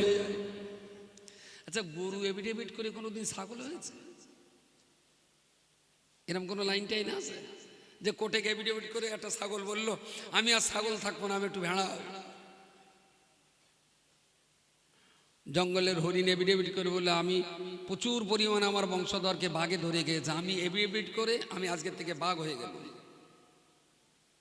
গরু ছাগল হরিণ বাঘ সিংহ খরগোশ হাঁস মুরগি এরা এভিডেভিট করে এদের জাত পাল্টায় না, কিন্তু মানুষের বাচ্চা এভিডেভিট করে ওদের জাত, মানুষের জাত। মুসলমান থেকে হিন্দু হয়, হিন্দু থেকে খ্রিস্টান হয়, খ্রিস্টান থেকে ইহুদি হয়, ইহুদি থেকে বৌদ্ধ হয়, বৌদ্ধ থেকে ঘুরে আবার মুসলমান হয়। এরা ধর্মীয় চরিত্র পাল্টায়। তাহলে গরুর পেটে যে গরুর বাচ্চা হবে এটা গ্যারান্টি, কিন্তু মুসলমানের পেটে যে মুসলমানের বাচ্চা হবে এটার গ্যারান্টি বড্ড জটিল হচ্ছে নাকি? এটার গ্যারান্টি নেই। মুসলমান হতে গেলে না ইসলাম জানতে হয়, ইসলাম পড়তে হয়, ইসলাম বুঝতে হয়, তিল তিল করে জীবনে কাজে লাগাতে হয়, তিলে তিলে জীবনে কাজে লাগাতে হয়। দেইতি গ্রামে কত পরিবার টোটাল? মোটামুটি 160-70। আমাদের এই গ্রামটাতে 160-70টা পরিবার নিয়ে আমাদের এই ছোট্ট গ্রাম, বেশ, আমাদের এই 160-70টা পরিবারে আপনার মতো মানুষ মিনিমাম শতিনিক আছে, যুবক বৃদ্ধ মিলে 300 আশা করা যায় পুরুষ মানুষ। আচ্ছা, 300 পুরুষ মানুষের ভিতরে আপনাদের এই 60-70 জন মানুষকে আল্লাহ আজকে সভা শোনার জন্য নির্বাচন করেছেন। আজকে যে আজকে সভাটা এই কজন মিলে শুনুক, আর বাকিরা কেউ ঘুমাক, কেউ হসপিটালে থাক, কেউ থানায় থাক, কেউ সবজি নিয়ে কলকাতায় নিয়ে যায়, যে যার মতন কাজে আছে। আপনার এই 70 জন মানুষ, আপনাদেরকে আল্লাহ আজকের এই সভা শুনবার জন্য নির্বাচন করেছেন। সুতরাং আজকের দিনের ক্ষেত্রে ভাগ্যটা আপনারও খুব খারাপ না, আপনিও ভাগ্যবান। বলবেন কোন অ্যাঙ্গেল দিয়ে? রব্বুল আলামিন আল্লাহ কোরআনুল কারীমের অপর একটা জায়গায় বলেছেন, কুনতুম খায়রা উম্মাতিন উখরিজাত লিন-নাসি তা'মুরুনা বিল মা'রুফি ওয়া তানহাউনা আনিল মুনকারি ওয়া তু'মিনুনা বিল্লাহ। হে পৃথিবীর মানুষ, ঈমানদার বান্দারা, আমি আল্লাহ ঈমানদার বান্দা হিসাবে তোমাদেরকে বাছাই করে নিলাম। কুনতুম খায়রা উম্মাতিন, তোমরাই হলে বিশ্বের ভিতরে ভালো জাতি। উখরিজাত লিন-নাসি, মনুষ্য জাতির ভিতরে আমি আল্লাহ তোমাদেরকেই বাছাই করে নিলাম। পৃথিবীর শান্তি বজায় রাখার দায়িত্ব আমি আল্লাহ মুসলমানদেরকে দিয়ে দিলাম। কান্নার চোখের পানি মোছাবার দায়িত্ব আমি আল্লাহ মুসলমানদেরকেই দিয়ে দিলাম। ক্ষুধার্ত ব্যক্তির ক্ষুধা নিবারণের দায়িত্ব আমি আল্লাহ মুসলমানদেরকেই দিয়ে দিলাম। উলঙ্গ ব্যক্তিদের কাপড় পরাবার দায়িত্ব আমি আল্লাহ মুসলমানদেরকেই দিয়ে দিলাম। আগুন লেবাবার দায়িত্ব আমি আল্লাহ মুসলমানদেরকেই দিয়ে দিলাম। ঝগড়া ফাসাদ মানডাঙ্গা খুন খারাপি এগুলো মেটাবার দায়িত্ব আমি আল্লাহ মুসলমানদেরকেই দিয়ে দিলাম। রব্বুল আলামিন বলেছেন, তাম দুনিয়াতে যত জাতি আর যত গোষ্ঠী, যত মানুষ বসবাস করুক না কেন, যত ধর্মের মানুষ থাক না কেন, উখরিজাত লিন-নাসি, তাম দুনিয়া সকল মানুষদেরকে শান্তি আর নিরাপত্তা রাখার জন্য আমি আল্লাহ বাছাই করে নিলাম মুসলমানদেরকে। তাম দুনিয়ার মানুষকে, সমস্ত দুনিয়ার প্রাণী জগৎকে, এই পৃথিবীর পরিবেশ পরিস্থিতিটাকে সুন্দর সুরক্ষা দেওয়ার দায়িত্ব আমার আল্লাহ মুসলমানদের উপরে ছেড়ে দিয়ে বললেন, উখরিজাত লিন-নাসি, তোমরা হলে আমি আল্লাহ আমার পক্ষ থেকে বাছাই করা জাতি। তোমাদের হাতে কোরআন তুলে দিলাম। আমার কোরআন তোমরা পড়বে, আমার কোরআন তোমরা বুঝবে, আমার কোরআন তোমরা তোমাদের জীবনে কাজে লাগাবে। অন্য মানুষেরা মারপিট করবে, অন্য মানুষেরা মারপিট করবে, মুসলমানরা ছুটে যে তাদের মারপিটের বিচার করে শান্ত করে দেবে। অন্য মানুষেরা আগুন লাগিয়ে দেবে, মুসলমানরা ছুটে যেয়ে অন্যের লাগানো আগুন ঠান্ডা করে দেবে। অন্য মানুষেরা অপরের খাবার কেড়ে খাবে, মুসলমানরা ছুটে যেয়ে নিজের খাবার ক্ষুধার্ত ব্যক্তিকে খাইয়ে ক্ষুধা নিবারণ করবে। পৃথিবীর মানুষেরা অন্যকে উলঙ্গ করে ছেড়ে দেবে, মুসলমান তোমরা ছুটে যেয়ে উলঙ্গ ব্যক্তিদের কাপড় পরিয়ে দেবে। পৃথিবীর মানুষ অন্যের হক নষ্ট করে দেবে, মুসলমান জাতি তোমরা ছুটে যে অন্যের হক প্রতিষ্ঠা করবার চেষ্টা করবে। পৃথিবীর অন্য জাতের মানুষেরা অন্যের চোখের পানি ফেলে তাকে কাঁদিয়ে ছাড়বে। ও মুসলমান জাতি, আমি আল্লাহ তোমাদেরকে শান্তির প্রতীক করে সৃষ্টি করে পাঠিয়ে দিলাম। অন্য জাতের মানুষেরা মানুষ হয়ে মানুষকে কাঁদাবে, আর তুমি মুসলমানের বাচ্চা ছুটে যে অন্যের কান্নার চোখের পানি মুছিয়ে হাসি ফোটাবে। কুনতুম খায়রা উম্মাতিন, কুনতুম খায়রা উম্মাহ, তোমরাই হলে পৃথিবীর ভিতরে সবচেয়ে ভালো জাতি, তোমরাই হলে পৃথিবীর ভিতরে সবচেয়ে উন্নত জাতি। তোমাদের হাতেই কোরআন দিয়ে বলছি, জগৎ শান্তিতে রাখার দায়িত্ব তোমাদের। এই বিশ্ব শান্তিতে থাকবে তোমাদের জন্য।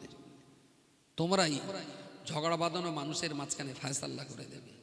সে বিচার ফয়সালা কোরআনের ভিতরে আছে। লোকে আগুন লাগাবে, তোমাদের দায়িত্ব থামিয়ে দেওয়ার। কিভাবে থামাবে তার দৃষ্টান্ত কোরআনে বলা আছে। লোকে অন্যের খাবার কেড়ে খাবে, ক্ষুধার্ত মানুষেরা হাহাকার করবে। তোমাদের দায়িত্ব নিজের ভাত, নিজের রুটি অর্ধেক তুমি খাও, অর্ধেকটা ক্ষুধার্ত ব্যক্তিকে খাইয়ে তাদের ক্ষুধা নিবারণ করো। অন্যেরা মারামারি করবে, তোমরা থামিয়ে দেবে। অন্যেরা কাঁদাবে, তোমরা চোখের পানি মোছাবে। কুনতুম খায়রা উম্মাতিন, তোমরাই হলে বিশ্বের ভিতরে ভালো জাতি। কোরআনের এই অসম্ভব রকমের সুন্দর কথাগুলো আমরা একটু বুঝতে জানলাম না। যদি আমরা সেই কথাগুলো জানতাম, বুঝতাম, পড়তাম, কাজে লাগাতাম, মুসলমানদের বেইজ্জতি করার মতন শক্তি পৃথিবীর নিচে, আসমানের নিচে আর জমিনের উপরে থাকতো না কেউ। আসলে আমাদের হাতে সব আছে, সব আছে, শুধু আমাদের ব্যর্থতার কারণেই আমরা আজ অপমানের গ্লানির সাগরে হাবুডুবু খাচ্ছি। লজ্জা, শরম আর অপমান, অপমান আর অপমান। কিসের কারণে? আমরা আমাদের জাতির জাতীয় মর্যাদা, আমাদের জাতীয় দায়িত্ব আর কর্তব্য আমরা সুসম্পন্ন করতে পারিনি। তাম সৃষ্টি মনুষ্য জাতির ভিতরে আল্লাহ নির্বাচন করেছেন মুসলমানদেরকে। পৃথিবী শান্তি রাখার দায়িত্ব তোমাদের। খুবই দুর্ভাগ্য, আজকে সৌদি আরব বোমা মারছে ইয়ামানের উপরে। ইয়ামান স্কার ছুটছে সৌদি আরবের বিমান, সৌদি আরবের রিয়াদে। এও কলমা পড়ে, এও কলমা পড়ছে, ও কলমা পড়ছে। খুবই দুর্ভাগ্য, খুবই দুর্ভাগ্য এই জাতিটার জন্য। অথচ দুজনের হাতে কোরআন আছে। খুবই কষ্ট হয় যে সবাই তো আমরা মুসলিম। পৃথিবীর হিন্দু, খ্রিস্টান, শিখ, বৌদ্ধ, ইসাই, নাসারা, ওরা সবাই তো আমাদের ছত্রছায়ায় নিরাপত্তা বোধ করবে। যে আগুন নেভাবার দায়িত্ব ছিল আমাদের, সেই আমরা এত পরিমাণ আগুন জ্বালাচ্ছি যে কাশীপুর থানার পুলিশ রাত্রি বালিশি মাথা দেওয়ার টাইম পাচ্ছে না। খুব কি মিথ্যা কথা বললাম আমি? উলঙ্গদের কাপড় পরাবার দায়িত্ব ছিল আমাদের, সেখানে আমরাই আমাদের জাতিটাকে এত পরিমাণ উলঙ্গ করছি, অন্য জাতের মানুষেরা এসে কাপড় পরাচ্ছে। যে চোখের পানি মোছাবার ডিউটি ছিল আমাদের, আমরা মানুষকে এত পরিমাণ কাঁদাচ্ছি যে অন্য কমিউনিটির লোকেরা এসে এদের চোখের পানি মোছাচ্ছে। কাঁদাচ্ছিও আমরা, কাঁদছিও আমরা, আবার মারছিও আমরা, মরছিও আমরা। কাপড় খুলছি আমরা, কাপড় পরাচ্ছে অন্য লোকে। আগুন লাগাচ্ছি আমরা, থামাচ্ছে অন্য লোকে। মারছি, মারপিট করছি আমরা, বিচার করছে অন্য লোকে। তাহলে জাতির মর্যাদা কেউ ক্ষতি করিনি, আমাদের জাতিটাকে আমরাই সর্বনাশ করেছি। অভাব কি? বুঝবার অভাব, জানবার অভাব, কাজে লাগাবার অভাব। কি? কোরআন। কোরআন মরা লোকের জন্য আসেনি। এইটা আমাদের চরম অন্যায় যে আমরা কোরআন কাজে লাগাই মরা লোকের জন্য। মরা লোকের জন্য। একটা মানুষ মরে যাক, সেখানে 3-4 খতম কোরআন পড়ে তারপর তার কবরে শোয়া। কোনো মানে আছে? কোনো মানে আছে? কই 10টা জ্যান্ত লোক তো এক জায়গায় কোরআন নিয়ে বসেনি। এই ইমাম সাহেব একটু কোরআনে বলো দিন। বউ আমার কথা শোনে না। কোরআনের কোন লাইন দিয়ে আমি আমার বউটারে বসে আনতে পারবো? অনুনাজ্জিলু মিনাল কুরআনি মা হুয়া শিফাউন ওয়া রাহমাতুল লিল মুমিনিন। সুবহানাল্লাহ বলেন, একটু ভক্তি করে বলেন। আল্লাহ বলেছেন আমার কোরআনে মনুষ্য জীবনের সমস্ত রোগের ঔষধ বিদ্যমান। সেটা দৈহিক রোগ হতে পারে, সেটা মানসিক রোগ হতে পারে। সব রোগের ওষুধ কোরআনে আছে। স্বামী স্ত্রীর ঝগড়া মেটাবার দাওয়াই কি কোরআনে নেই? হ্যাঁ, কোরআনে নেই? আছে। তা কোরআনের যে দাওয়াইটা আছে, বউ আর আমি সারা জীবন ঝগড়া করে গেল, এই সর্বনাশ করেছে এই রেকর্ড করা কথা। যদি আমার বউ এই রাত্রি শোনে না, গেলেই ধরবে না। আমার কবে ঝগড়া হইলো তোমার সঙ্গে আমার, তুমি মাইকে বলে এসো। সারা জীবন ঝগড়া করলাম স্বামী স্ত্রী, কোরআন নিয়ে বুঝপাড় করার টাইম হলো না। স্বামী মরল, বউ এবার কোরআন নিয়ে বসলো। স্ত্রী মরল, মদ্দালকে এবার কোরআন নিয়ে বসলো। এর চাইতে বড় গান্ডুগিরি আর কি হতে পারে? এর চাইতে বড় অজ্ঞতা, বড় মূর্খতা আর কি হতে পারে? আমার একটু বলে। কোরআন কি মরা লোক সোজা করার জন্য? কোরআন কি মরা মানুষ সোজা করার জন্য? কোরআন কি মরা মানুষের জ্ঞান দেওয়ার জন্য? কোরআন কি মরা লোককে জান্নাতে পাঠার জন্য? Never, never, never. কোরআন জ্যান্ত মানুষকে বোঝানোর জন্য, কোরআন জীবন্ত মানুষকে সোজা করার জন্য, কোরআন জীবন্ত মানুষকে জান্নাতে পাঠাবার জন্য। যে মুসলমান নিজের জীবদ্দশায় নিজের জান্নাত কোরআন থেকে খুঁজে নিতে পারেনি, মরার পরে সেই মুসলমানকে 14,000 বার কোরআন শুনিয়েও জান্নাত হতে পারে না, এটা গ্যারান্টি। আচ্ছা, আমার কি একটু তবলিগ না মনে হচ্ছে? ওই সব রাসায়নে মরার পরে কোরআন পড়া বারণ করছে, হয়তো আর বলবেন এই দেখো তাহলে আবার কি আবার অন্য কোনো মতে টতে চলে গেল নাকি? আপনি আমাকে একটু যুক্তি দিয়ে বোঝান, এখান থেকে বই কেরামন তো নাক গাছটান দেবো, তাতে আমার নাক থাকার যাক। মানুষ মরে গেলেই দেখুন মাথার কাছে অনেক লোক কোরআন শরীফ পড়ে, বললেও শোনে না। বললাম ভাই, যালিকাল কিতাবু লা রাইবা ফি হুদান লিল মুত্তাকিন, হুদান লিল মুত্তাকিন। আল্লাহ বলেছেন কোরআন মুত্তাকি পরেজগারদের জন্য পথ প্রদর্শক। তার মানে কোরআন আমাদের পথ দেখাবে। আচ্ছা, যে মরে গেছে তার আর পথ দেখার টাইম আছে? ওর কি আর পথ দেখার টাইম আছে? টাইম নাই। আমি আইসিইউ আর একটা কি বলে ওই রকম কাঁচের ভিতরে রেখে দেয় রুগীর শেষ অবস্থা, ভেন্টিলেশন, আইসিইউ ভেন্টিলেশনের রুগী আমি কয়েকটা দেখেছি, দেশেও দেখেছি বিদেশেও দেখেছি। তো একেবারেই পাত থেকে মাথা পর্যন্ত শুধু হসপিটালের একটা ওই ইউনিফর্ম রুগীটার ওপরে চাপানো আছে গলা পর্যন্ত, না একটা রুগী দেখেছি এই পর্যন্ত ঢাকা আছে, আর এর ভিতরে গোটা দে এখানে একটা মেশিন এরকম, এখানে একটা এরকম, পেটের এখানে এরকম, এখানে একটা এরকম, হাতে একটা এরকম, তারপরে এখানে আবার স্যালাইন, তারপরে কপালের দুই পাশে দুটো দেরাম চেপে রেখে দিয়েছে, তার কানের এখানে একটা দেওয়া, আবার এপাশে দেওয়া, এপাশে দেওয়া, পায়ে দেওয়া, বুড়ি আঙুলি দেওয়া। মানুষটার দেখলে মনে হচ্ছে ট্রান্সমিটার। কতটা যে তার দেহের ওপর দিয়ে বয়ে গেছে তার কোনো ইয়াত্তা নেই। শুধুমাত্র ওর পেটটা সামান্যতম একটু আপ ডাউন হচ্ছে, কোনো সেন্স নেই, কোনো কথা নেই, কোনো জ্ঞানও নেই। 3টে ডাক্তার দেখতে পাচ্ছি, কেউ রুগীর দিকে ফিরেনি। বড় 36 ইঞ্চি কি 42 ইঞ্চি একটা এলসিডি আছে, 4টে-5টা ডাক্তার দেখলাম ওই দিকে ফিরে আছে। কখনো ডাক্তাররা ওই দিকে চোখ রেখে এদিকে একটু কম দিচ্ছে, আবার এর একটু বাড়াচ্ছে, চোখ ওই দিকে। হঠাৎ একটা টাইমে দেখা গেল পুরো স্কিনটা সাদা হয়ে গেছে। এতক্ষণ যে মিটার উঠছিল নাপছিল, এদিকে যাচ্ছিল এদিকে যাচ্ছিল, ইসিজি থেকে সবকিছু, এখন আর পুরো স্কিন সাদা। ডাক্তার 3জনেই মাথা নিচু করে, 3-4জন ডাক্তার মাথা নিচু করে মন খারাপ করে উঠে চলে গেল। নার্সরা এসে দেখলাম আস্তে আস্তে করে ট্রান্সমিটার এসে তার সব, তার মানে রুগী আর আছে, মারা গেছে। সব খুলে নিলে, স্যালাইনটা খুলে নিলে, পালস মিটার খুলে নিল, অক্সমিটার খুলে নিল, এদের হার্টের প্যালপিটেশন ছিল সেটা বার করে নিলে, তারপরে ইসিজির যা যন্ত্র ছিল সেগুলো বার করে নিল, যা যা ছিল সব খুলে নিলে। স্যালাইনটাও নিলে, অক্সিজেন ছিল না আগের ভেতরে সেটাও বের করলে।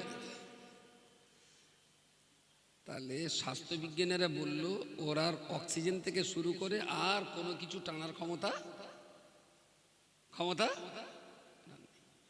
একটা সাদা কাপড় মুড়িতে বাড়িয়ে এনে এইবারে আমরা বসে গেল মোরে কোরআন খাওয়াবো। বুঝতে পারেননি? ডাক্তাররা এতগুলো খাবার যাদের চলো সব খুলে নিলে, জোয়ারা নেওয়ার মতো কোনো ক্ষমতা নেই। এইবারে আমরা লেগে গেলাম ওরে আমরা কোরআন খাওয়াবো। নানি চাচি দাদিরা বসে গেল কোরআন খাওয়াবে, বড়াব্বা মরে গেছে।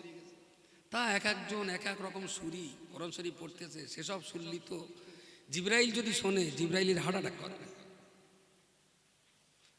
যে এরা আমি যে 30 পারা কোরআন আল্লাহর কাছ থেকে সেটা কি করেছিস, তোরা যা পড়তেছিস সে তো আমি আনিনি, আমি তো এরকম কোরআন আনি, তোরা পেলি কোথায়? মা চাচিরা পড়লো সেই কোরআন। আমি 12 চাচি ওঠো আর পড়তে হবে না। তাহলে খোকা আমার এখনো ইয়াসিন দেওয়া হয়নি, তারপর তুকার জীবন দেবো, তুকার জীবন দেবে, ইয়াসিন দেবে। আমি চাচি তুমি যা তুকার জীবন দেবা, আমার পায়ে দোকানে ধরবে, তুমি ওঠো, তাহলে ওই তুকার জীবন এই ইয়াসিন যা দেখত, আর এরপরে যদি আবার তুকান জীবন দাও ওই চাষ আবার ঠেলে উঠতে পারে। তুমি চাষি বন্ধ করো, তুমি আর দিও না। ও যা রয়েছে ভালোই রয়েছে, ছটফট করবে না তোমার এই কথায়। স্বভাব তো হতে হবেই না, উল্টে আরো সমাজের 100 মহিলা যদি কোরআন পড়ে, আমি জানি না কেউ যদি ভালো আলেম হাফেজের কাছ থেকে শিখে থাকে সেটা ব্যতিক্রম, তবে শতকরা 2 থেকে 5টা হতে পারে, তার বেশি নেই। আকসার ভুল পড়ে। এরপরে যদি বলেন না, যদি সুস্থভাবে ভালো কোরআন পড়নেওয়ালাদের যদি দিয়ে শোনানো হয়, আমি বলি ওটাও বোকামি। যারা ভালো হাফেজ মাওলানা আছেন তাদেরকে যদি মরালোকের কোরআন শোনানো হয়, আমি বলছি ওটাও বোকামি। কোনো দরকার নেই তো। আর মাথার কাছে কোরআন শোনাবার কি দরকার আছে? শুনলে সওয়াব হয়। আমি বললাম আল্লাহ, আপনি শুনলেন আলিফ লাম লাম হে, এই আল্লাহ শব্দটা আমি উচ্চারণ করেছি, আপনি শুনেছেন। আমার 4-10কে 40টা সওয়াব, আপনারও 4-10কে 40টা সওয়াব। সুবহানাল্লাহ বলেন, একটু জোরে বলেন সুবহানাল্লাহ। সিন বে হে নুন আলিফ লাম লাম হে, সুবহানাল্লাহ। 7টা 5 আর 3 8টা অক্ষর, তাহলে আমারও 80টা সওয়াব, আপনারও 80টা সওয়াব। দুবার বলেছেন মানে আমারও 160, আপনারও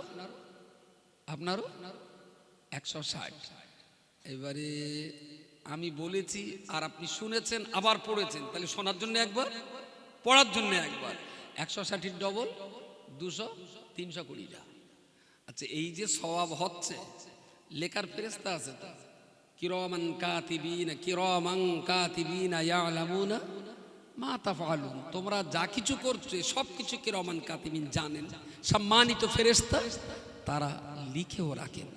আচ্ছা, আজরাইল জানলে যখন চলে গেছে বড়াব্বার, তখন বড়াব্বার কাছে ও সওয়াব লেখার খাতাপত্র রেখে গেছে না লিখেছে? খাতাপত্র। তাহলে কোরআন শুনে যদি বড়াব্বার সওয়াব হয়, লিখবে কোথায়? কথা বলেন। কিন্তু এই অজ্ঞতা আর এই মূর্খতা খুব সহজে বন্ধ হবে বলে মনে হয়। আল্লাহ না করুক, কালকেই যদি কেউ মারা যায়, কালকেই আর মূল সাহেব যদি বলে না মাতিন বলি গেছ পড়বো না, সারা দুনিয়ার লোকের পড়া যায় আর আমার বাপ বলি গেছ পড়বো না, ও এবার আমি এই পদেলে ভোট দিলুম তাই সেই জন্য আমার পড়ানো হবে না, গোটা গ্রাম জুড়ে দাঙ্গা লেগে যায়। শেষটাই ইমামের চাকরি বাঁচাবার জন্য আবার গঞ্জাতি হবে, কিচ্ছু করার। আমি বলছি সওয়াব রেসানির পক্ষে আমিও। আমার বাবা মরহুম হাফেজ শামসুর রহমান ইন্তেকাল করেছেন। আমি আমার বাপের কাছে কোনো ভাই বোনের কোরআন পড়তে দেইনি, আর কোনো ভাই বোন মাথার কাছে পড়িও, যে যার মতন ঘরে পড়েছে। আমরা 12 ভাই বোনের ভিতরে 11 ভাই বোনই আলহামদুলিল্লাহ বেঁচে আছি, এখনো সুস্থ আছি, সবাই খুব ভালোই আছি। একটা বোন হারিয়েছি বাচ্চা বয়স। কেডা কি পড়েছে কেউ কারোর খবর জানে না। ওই কবরের দ্বারে গিয়ে দেখো মুফতি সাহেবের ছেলে কবর জিয়ারত করতেছে, কখনো দেখো সেজো ভাইটার ছেলেটা, কখনো মুফতি সাহেব যাচ্ছে, কখনো আমি যাচ্ছি। যে যার মতন পাচ্ছে সে তার মতন পড়ছে। মা কোরআন পড়ছে, বোনিরা পড়ছে, ওরা কোরআন পড়ছে বাড়িতে, মায়েরা মেয়েরা ওরাও বাড়িতে নামাজের পাটিতে বসে আব্বার রুয়ে সব রেসিনি হচ্ছে। আরে কোরআন তেলাওয়াত করলে সওয়াব আমার হবে, আমার, আমি সেই স্বভাবটা আমার বাপের কবরে বকশিস করব। মরার পরে আমার বাপের কোরআন শুনি আর কোনো লাভ, ঘোড়ার ডিম হবে। হ্যাঁ, যদি বলেন মরা লোক মরে গেছে সব রাসেন, ওয়েলকাম, আমিও পড়ি আমার বাপের জন্য, আপনিও পড়ুন, অবশ্যই পড়ুন। তবে আপনি কোরআন পড়বেন না, ভাড়া করা বলি সাহেবদের পড়াবেন, ডাকবে কুছ কালা হয়, বুঝতে পারেন? আমি বেকর থেকে বসে, উকিল বললো আনকা হতো আমি কেলাতে আল মোসাম্মদ অমুক তমুক, খোকা বলো কাবিল তো। পাশের লোকটা বললো ভাই আমার না বড্ড গা ঘ্যান ঘ্যান করতেস, কাবিল তোটা তুই একটু বলিয়ে দে। ওইটা একটু ভাড়া লোক দিয়ে পড়িয়ে নিলি হয়, কথা বলেন না কেন? ভাড়া করা লোক দে, তাহলে তো গাড়ে করে সেইটি বাড়লে যাবে, আমার তো আবার হাত মুঠো করে বাড়ি আসতে। তাহলে সব জিনিস ভাড়ায় হয় না। আমার বাপের কবর আমাকেই জিয়ারত করতে হবে, আমার বাপের জুহে সওয়াব আমাকেই কামাই করতে হবে। আমি পড়তে পারি না, আমি শিখি না, আমি চেষ্টা করি না, ভাড়া করা লোকদের বললুম তুই একটু পড়, আমার বাপ যেন কিছু পায়। আরে ভাই, তাহলে তো আমাদের দেশের যত বড় লোক ওরা তো দুটো লোকের জন ধরলি পারত। তুই ইটভাটায় কাজ করিস কত, তাহলে 800 টাকা করে দেয়, 800 টাকা করে রোজ আমি দেবো, 5 ওয়াক্ত নামাজ পড়ে দিবি। এই তোর কি কাজ করি, জল করে কত করে দেয়? 700 টাকা। 700 টাকা করে আমি দেবো, তুই প্রতিদিন সকাল সন্ধ্যা 5 পারা করে কোরআন পড়বি। একজন কোরআন পড়ার জন্য আর একজন নামাজ পড়ে গেলে পাঁচজন। বড় লোক তো নামাজ পড়িয়ে নিতে পারতো না দুটো জন ধরে? কথা বলে। ধর্ম কখনো জন ধরে হয় না, নিজের কাজ নিজেকেই করতে হয়। তবে আমি ধার্মিক, তবে আমি ধার্মিক। পার্টি কবুল পড়ার সময় কখনো বলিনি কাকা আমার পক্ষে তুই একটু বলিয়ে দে, কারণ ওখানে জানে মাল হাত ছাড়া হয়ে যাবে। এই জায়গাটায় সব ভাড়া করা মালতে চালাও। এই অজ্ঞতা আর কতকাল যাবে ভাই? No problem. ইমাম সাহেব, আমার আব্বা ইন্তেকাল করেছেন, আমরা ভাই বোনে মিলে না ওই প্রায় খতম টতম না প্রায় 70 পারা পর্যন্ত পড়েছি। কেউ 3 পারা, কেউ 5 পারা, কেউ 7 পারা, সবাই মিলে প্রায় 60-70 পারা আমরা পড়েছি। হুজুর তুমি একটু এসো না, আমরা সবাই মিলে আমার আব্বার জন্য একটু দোয়া করি। No problem. মাতিনো বুকে হেঁচড়ে যাবে তার বাড়ি। যারা ওদের বাপের জন্য কাতর, ওদের মায়ের জন্য ওদের দরদ আছে, ওরাও পড়েছে, আমিও 2 পারা পড়বো, চলো সবাই মিলে আল্লাহর কাছে একটু হাত তুলি। No problem. কিন্তু আমি বাড়িওয়ালা, কিচ্ছু জানবো না, কিচ্ছু বুঝবো না, পরের ওপরে ভর করে আমার বাপ জান্নাতে যাবে, এর চাইতে বড় মূর্খামি আর কিছু হতে পারে না, কিছু হতে পারে না। ইমাম সাহেব আমার হয়তো রেগে যাবেন কি তা কি জানি, যে যা খতম টতম পড়ে 2-4 পয়সা হজ চলো, সেটাও কি মারি হবে নাকি? ভাই রুজির মালিক আল্লাহ, এটা বিশ্বাস করুন আর ইস্তেকামাত থাকুন। এর চাইতে বহুগুণ টাকা আল্লাহ অন্য দিক থেকে আপনাকে পাইয়ে দেবেন। কোনো টেনশন করার জায়গা নেই। সবাইকে কোরআন পড়াই লাগে, পড়াই লাগে। সে ডেকোরেটর কম লেগেছে, ঘুমোচ্ছে নাকি? এই ডেকোরেটরের 20টা মাইক আর যা সেট লাগিয়েছে, তা খুব বেশি হলেও কম হলেও 7-8 লাখ টাকার মাল আছে। হবে অমর কে কথা হবে। পৃথিবীতে কেউ অমর হয়ে চিরস্থায়ী চিরকাল থাকবে না, সবাইকে মরে যেতে হবে। আচ্ছা, সবাইকে যদি মরিয়ে যেতে হয়, তাহলে এই দুনিয়াটায় যা কিছু রোজগার করছি, যা কিছু কামাই করছি, সঙ্গে তো নিয়ে যাওয়া যাবে না, দুনিয়াতে রেখে যেতে হবে। একেবারে মারপেট থেকে উলঙ্গ হয়ে এসেছিলাম, আর যাওয়ার সময় সঙ্গে যাবে 3 টুকরো কাফন, তাই না? তাছাড়া আর কিছু সঙ্গে যাবে না, শুধু 3 টুকরো কাফনই যাবে। তা 3 টুকরো কাপড়ের, এক্ষুনি কাপড়ের দাম কত নেয়? কাফনের কাপড় 500, কত 1200 টাকা। ওর সঙ্গে বলা ওর এটা সেটা হাবি যাবি সব শুধু দিয়ে 1200, ওইটা 1000 টাকা ধরা যায় কাপড়। বাকি 200 টাকা একটু আতর দেয়, কর্পূর দেয়, এটা সেটা আরো অনেক কিছু দেয়, আনুষঙ্গিক জিনিসপত্র, তো 1000 টাকা। তাহলে 66 বছর বয়সে কবরে যাওয়ার সময় নিয়ে যাবেন তো 1000 টাকা। এর জন্য লড়াই কতটা হচ্ছে? 1000 টাকার বেশি তো আপনি নিয়ে যেতে পারবেন না, তাহলে লড়াইটা কত টাকার হচ্ছে? 1000 টাকার ভেতরে হচ্ছে না বাইরে গিয়ে হচ্ছে? প্রিয় শ্রোতা মণ্ডলী, আমি আপনাকে বলতে চাইছি, আমার আল্লাহ পাক রব্বুল আলামিন দুনিয়ার জমিনে আমাকে আপনাকে পাঠিয়ে দিয়েছেন, সম্মান আমাকে আপনাকে শ্রেষ্ঠ জাতি করে সৃষ্টি করেছেন, শ্রেষ্ঠ সম্মান আমার আপনার দিয়েছেন, ইমানের মতো সম্পদ আল্লাহ আমাদের ভাগ্যে জুটিয়ে দিয়েছেন। আমার বাবা মুসলিম, মা মুসলিম, আল্লাহ পাক আমায় ইসলামের ঘরে পাঠিয়ে দিয়েছেন। ইসলামের কলমা পড়ার জন্য লড়াই করতে হয়নি, যুদ্ধ জঙ্গে যেতে হয়নি, ইসলামের কলমা পড়ার জন্য আমার রক্ত দিতে হয়নি, ইসলামের কলমা পড়াবার জন্য ঘর বাড়ি আর বাবা মা আমার হারাতে হয়নি। ঘরের ভিতরে পিতামাতার কাছ থেকে মুসলিম পরিবেশের ভিতরে জন্ম নেওয়ার কারণে পারিপার্শ্বিক অবস্থানের ভিত্তিতে তিল তিল করে শিখতে শিখতে আমি ইমানদার হয়ে গেছি, আমি ইসলামের একজন পার্টনার হয়ে গেছি, ইসলাম ধর্মের একজন মান্যওয়ালা আমি বনে গেলাম। কিন্তু বান্দা মনে রাখতে হবে, আমি ইসলামের ঘরে জন্ম নিয়েছি, মুসলমান পরিবারে আল্লাহ আমায় পাঠিয়ে দিয়েছেন, এটাই তো আমার জন্মগত পরিচয়, আমার জীবনের শেষ পরিচয় নয়। গরুর পেটে গরুর বাচ্চা জন্ম হয়, ছাগলের পেটে ছাগলের বাচ্চা জন্ম হয়, বাঘের পেটে বাঘের বাচ্চা জন্ম হয়, হিন্দুর পেটে হিন্দুর বাচ্চা জন্ম হয়, মুসলমানের পেটে মুসলমানের বাচ্চা জন্ম হয়। ও বান্দা, এটা তো বিশ্বাস করা যায় না, গরুর পেটে গরুর বাচ্চা জন্ম হলেও হিন্দুর পেটে যে হিন্দুর বাচ্চা জন্ম হবে এ গ্যারান্টি দেওয়া যায় না। মুসলমানের পেটে যে মুসলমানের বাচ্চায় জন্ম হবে এটাও তো প্র্যাকটিক্যালি গ্যারান্টি দিয়ে বলা যায় না। কারণ ইসলামের ঘরে জন্ম নেওয়ার পরেতে অনেক মুসলমান এভিডেভিট করে অন্য ধর্মে চলে যায়, আবার হিন্দু ধর্মের ভিতরে জন্মগ্রহণ করার পরেতে অনেক হিন্দুর বাচ্চা এভিডেভিট করে অন্য ধর্মে চলে যায়। আচ্ছা, গরু এভিডেভিট করে কোনোদিন ছাগল হয়েছে? এরকম কোনো লাইনটাই না আছে যে কোর্টে এভিডেভিট করে একটা ছাগল বললো আমি আর ছাগল থাকবো না, আমি একটু ভেড়া।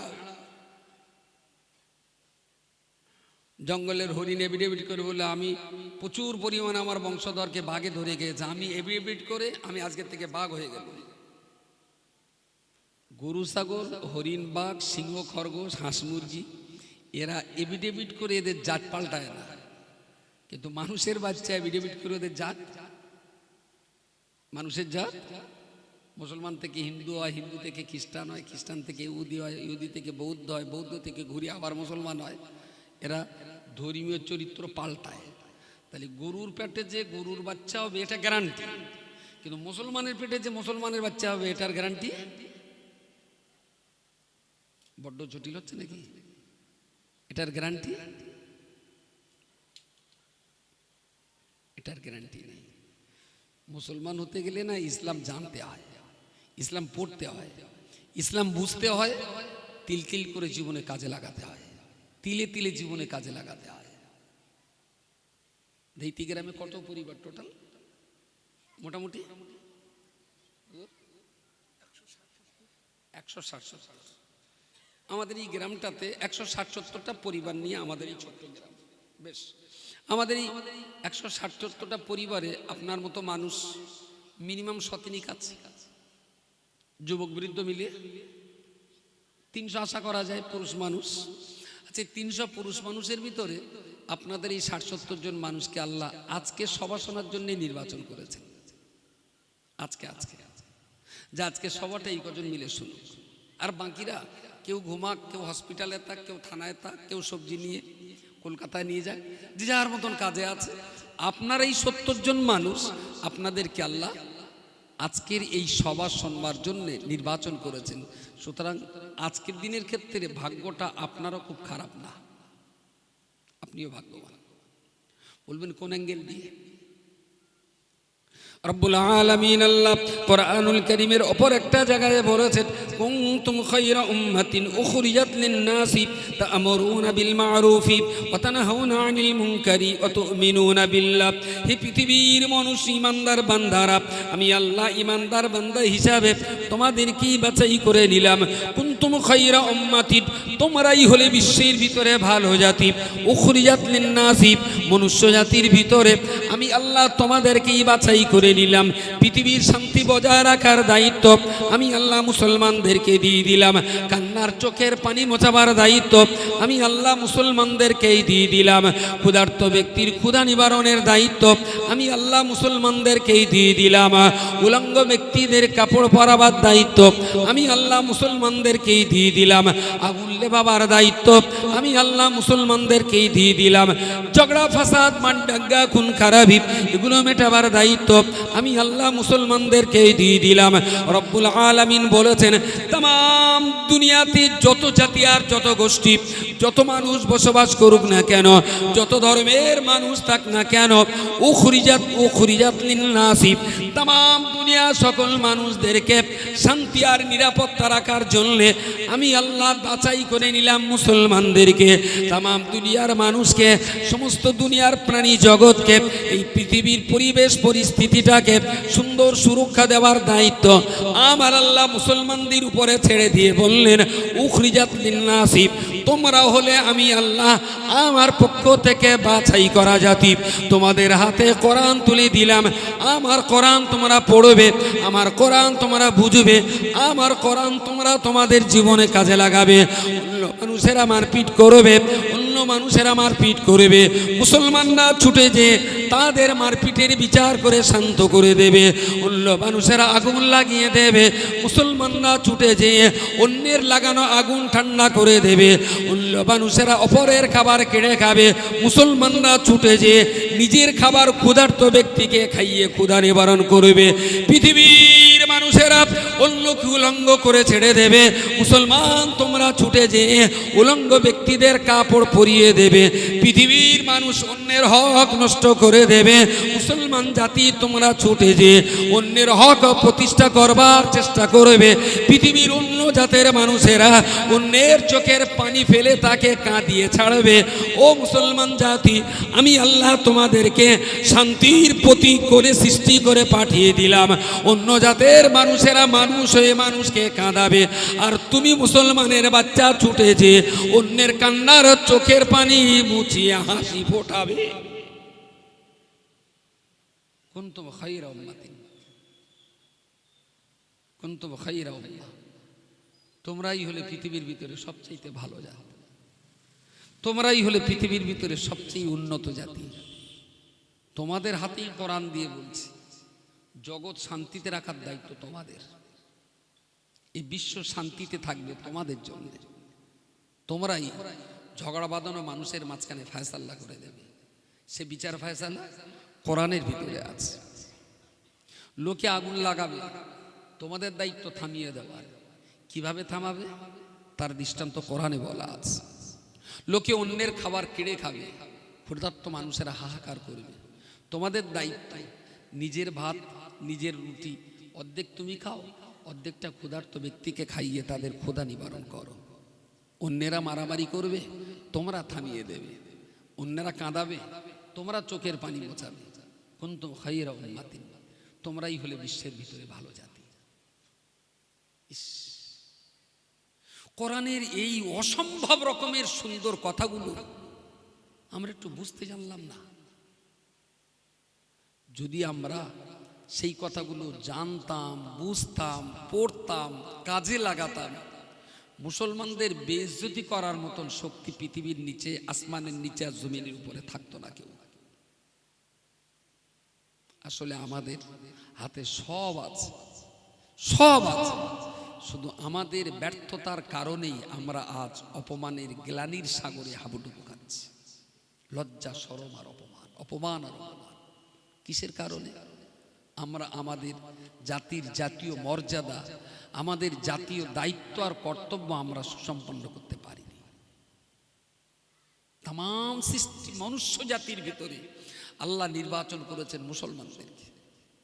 পৃথিবী শান্তি রাখার দায়িত্ব তোমাদের। খুবই দুর্ভাগ্য, আজকে সৌদি আরব বোমা মারছে ইয়ামানের উপরে। ইয়ামান স্কার ছুটছে সৌদি আরবের বিমান, সৌদি আরবের রিয়াদে। এও কলমা পড়ে, এও কলমা পড়ছে, ও কলমা পড়ছে। খুবই দুর্ভাগ্য, খুবই দুর্ভাগ্য এই জাতিটার জন্য। অথচ দুজনের হাতে কোরআন আছে। খুবই কষ্ট হয় যে সবাই তো আমরা মুসলিম। পৃথিবীর হিন্দু, খ্রিস্টান, শিখ, বৌদ্ধ, ইসাই, নাসারা, ওরা সবাই তো আমাদের ছত্রছায়ায় নিরাপত্তা বোধ করবে। যে আগুন নেভাবার দায়িত্ব ছিল আমাদের, সেই আমরা এত পরিমাণ আগুন জ্বালাচ্ছি যে কাশীপুর থানার পুলিশ রাত্রি বালিশি মাথা দেওয়ার টাইম পাচ্ছে না। খুব কি মিথ্যা কথা বললাম আমি? উলঙ্গদের কাপড় পরবার দায়িত্ব ছিল আমাদের, সেখানে আমরাই আমাদের জাতিটাকে এত পরিমাণ উলঙ্গ করছি, অন্য জাতের মানুষেরা এসে কাপড় পরাচ্ছে। যে চোখের পানি মোছাবার ডিউটি ছিল আমাদের, আমরা মানুষকে এত পরিমাণ কাঁদাচ্ছি যে অন্য কমিউনিটির লোকেরা এসে এদের চোখের পানি মোছাচ্ছে। কাঁদাচ্ছিও আমরা, কাঁদছিও আমরা, আবার মারছিও আমরা, মরছিও আমরা। কাপড় খুলছি আমরা, কাপড় পরাচ্ছে অন্য লোকে। আগুন লাগাচ্ছি আমরা, থামাচ্ছে অন্য লোকে। মারছি, মারপিট করছি আমরা, বিচার করছে অন্য লোকে। তাহলে জাতির মর্যাদা কেউ ক্ষতি করিনি, আমাদের জাতিটাকে আমরাই সর্বনাশ করেছি। অভাব কি? বুঝবার অভাব, জানবার অভাব, কাজে লাগাবার অভাব। কি? কোরআন। কোরআন মরা লোকের জন্য আসেনি। এইটা আমাদের চরম অন্যায় যে আমরা কোরআন কাজে লাগাই মরা লোকের জন্য। মরা লোকের জন্য। একটা মানুষ মরে যাক, সেখানে 3-4 খতম কোরআন পড়ে তারপর তার কবরে শোয়া, কোনো মানে আছে? কোনো মানে আছে? কই 10টা জ্যান্ত লোক তো এক জায়গায় কোরআন নিয়ে বসিনি। এই ইমাম সাহেব একটু কোরআনে বলো দিন। বউ আমার কথা শোনে না। কোরআনের কোন লাইন দিয়ে আমি আমার বউটারে বসে আনতে পারবো? অনুনাজ্জিলু মিনাল কুরআনি মা হুয়া শিফাউন ওয়া রাহমাতুল লিল মুমিনিন। সুবহানাল্লাহ বলেন, একটু ভক্তি করে বলেন। আল্লাহ বলেছেন আমার কোরআনে মনুষ্য জীবনের সমস্ত রোগের ঔষধ বিদ্যমান। সেটা দৈহিক রোগ হতে পারে, সেটা মানসিক রোগ হতে পারে। সব রোগের ওষুধ কোরআনে আছে। স্বামী স্ত্রীর ঝগড়া মেটাবার দাওয়াই কি কোরআনে নেই? হ্যাঁ, কোরআনে নেই? আছে। তা কোরআনের যে দাওয়াইটা আছে, বউ আর আমি সারা জীবন ঝগড়া করে গেল, এই সব মনাস করেছে এই রেকর্ড করা কথা। ই যদি আমার বউ এই রাত্রি শোনে না, গেলেই ধরবে না। আমার কবে ঝগড়া হইলো তোমার সঙ্গে আমার, তুমি মাইকি বলে এসো। সারা জীবন ঝগড়া করলাম স্বামী স্ত্রী, কোরআন নিয়ে বুঝপার করার টাইম হলো না। স্বামী মরল, বউ এবার কোরআন নিয়ে বসলো। স্ত্রী মরল, মদ্দালকে এবার কোরআন নিয়ে বসলো। এর চাইতে বড় গান্ডুগিরি আর কি হতে পারে? এর চাইতে বড় অজ্ঞতা, বড় মূর্খতা আর কি হতে পারে? আমার একটু বলে। কোরআন কি মরা লোক সোজা করার জন্যে? কোরআন কি মরা মানুষ সোজা করার জন্যে? কোরআন কি মরা মানুষের জ্ঞান দেওয়ার জন্যে? কোরআন কি মরা লোককে জান্নাতে পাঠার জন্যে? Never never never. কোরআন জ্যান্ত মানুষকে বোঝানোর জন্যে, কোরআন জীবন্ত মানুষকে সোজা করার জন্যে, কোরআন জীবন্ত মানুষকে জান্নাতে পাঠাবার জন্য। যে মুসলমান নিজের জীবদ্দশায় নিজের জান্নাত কোরআন থেকে খুঁজে নিতে পারেনি, মরার পরে সেই মুসলমানকে 14,000 বার কোরআন শুনিয়েও জান্নাত হতে পারে না। এটা গ্যারান্টি। আচ্ছা, আমার কি একটু তবলিগ না মনে হচ্ছে? ওই সব রাসায়নিক মরার পরে কোরআন পড়া বারণ করছে। হয়তো আর বলবেন এই দেখো তাহলে আবার কি আবার অন্য কোনো মতে টতে চলে গেল নাকি? আপনি আমাকে একটু যুক্তি দিয়ে বোঝান, এখান থেকে বই কেরামন তো নাক গাছ টান দেবো, তাতে আমার নাক থাকার যাক। মানুষ মরে গেলেই দেখুন মাথার কাছে অনেক লোক কোরআন শরীফ পড়ে, বললেও শোনে না। বললাম ভাই, যালিকাল কিতাবু লা রাইবা ফি হুদান লিল মুত্তাকিন। হুদান লিল মুত্তাকিন। আল্লাহ বলেছেন কোরআন মুত্তাকি পরেজগারদের জন্য পথ প্রদর্শক। তার মানে কোরআন আমাদের পথ দেখাবে। আচ্ছা, যে মরে গেছে তার আর পথ দেখার টাইম আছে? ওর কি আর পথ দেখার টাইম আছে? টাইম নেই। আমি আইসিইউ আর একটা কি বলে ওই এরকম কাঁচের ভিতরে রেখে দেয় রুগী, শেষ অবস্থা ভেন্টিলেশন। আইসিইউ ভেন্টিলেশনের রুগী আমি কয়েকটা দেখেছি, দেশেও দেখেছি বিদেশেও দেখেছি। তো একেবারেই পাত থেকে মাথা পর্যন্ত শুধু হসপিটালের একটা ওই ইউনিফর্ম রুগীটার ওপরে চাপানো আছে গলা পর্যন্ত, না একটা রুগী দেখেছি এই পর্যন্ত ঢাকা আছে।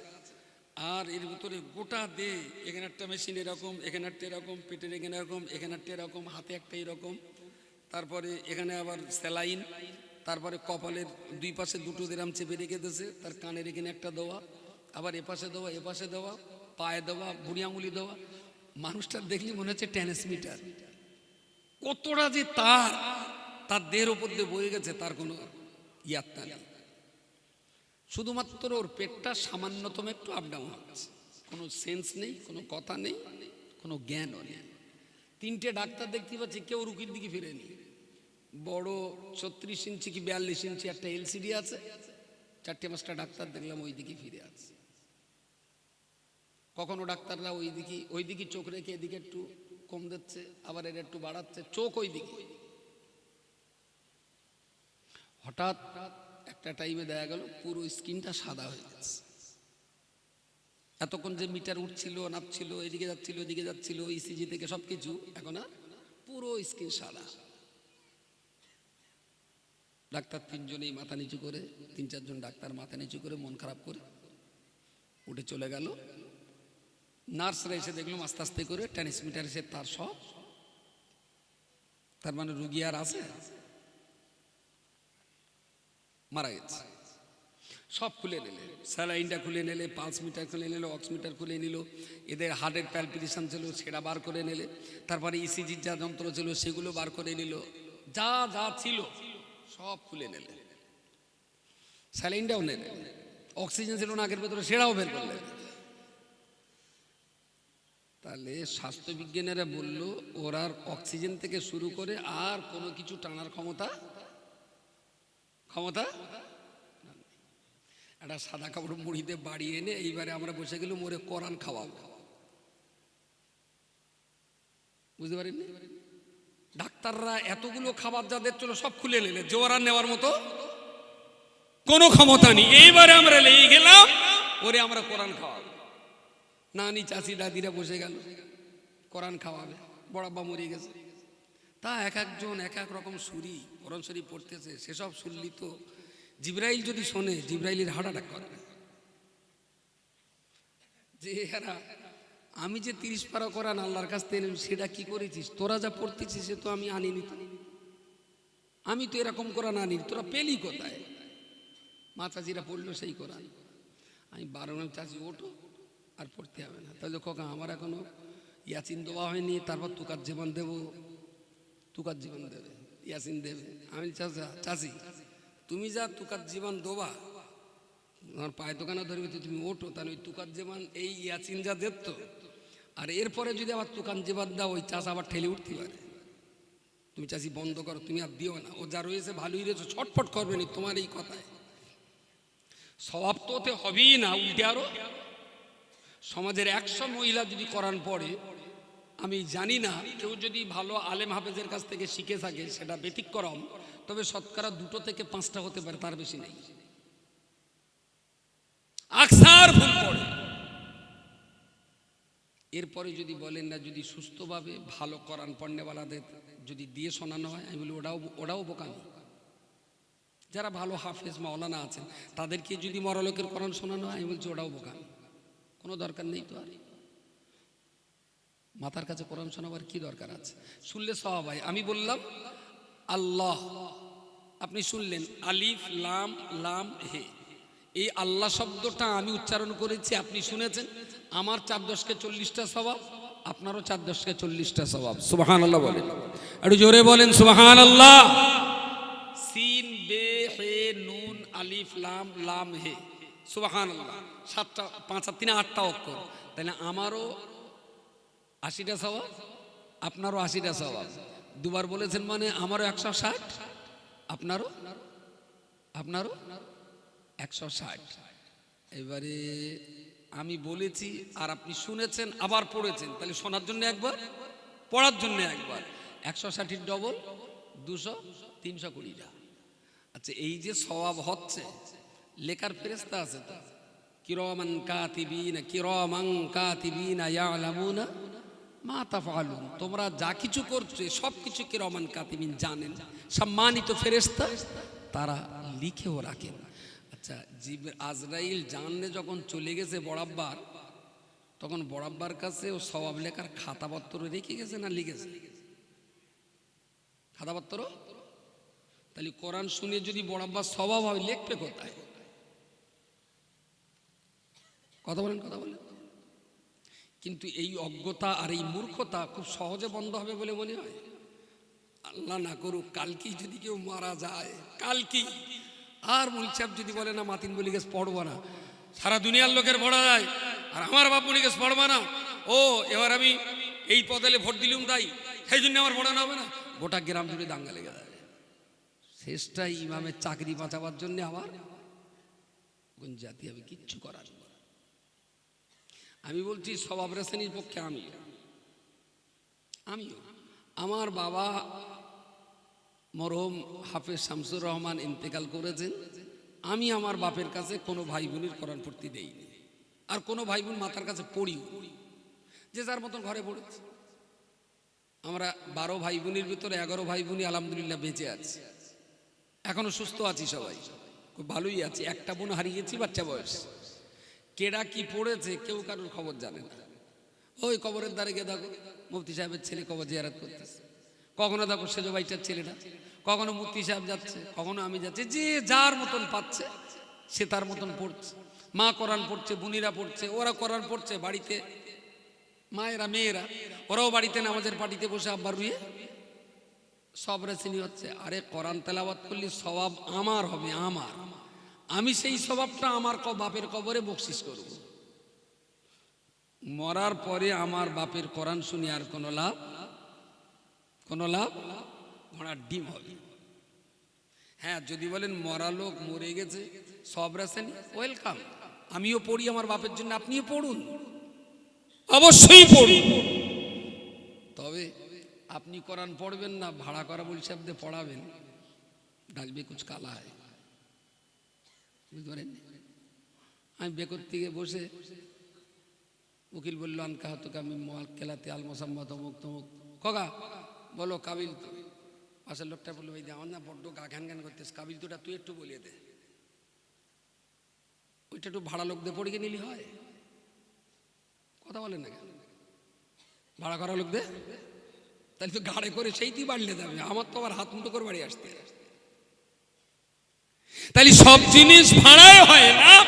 আমার বাপের কবর আমাকেই জিয়ারত করতে হবে, আমার বাপের জুহে সওয়াব আমাকেই কামাই করতে হবে।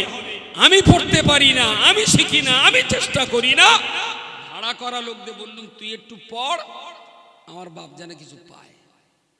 আরে ভাই, তাহলে তো আমাদের দেশের যত বড় লোক ওরা তো দুটো লোকের জন ধরলি পারত। তুই ইটভাটায় কাজ করিস কত, তাহলে 800 টাকা করে দেয়, 800 টাকা করে রোজ আমি দেবো, 5 ওয়াক্ত নামাজ পড়ে দিবি। তোর কি কাজ করিস, জল করে কত করে দেয়, 700 টাকা, 700 টাকা করে আমি দেবো, তুই প্রতিদিন সকাল সন্ধ্যা 5 পারা করে কোরআন পড়বি। একজন কোরআন পড়ার জন আর একজন নামাজ পড়ে গেলে পাঁচজন।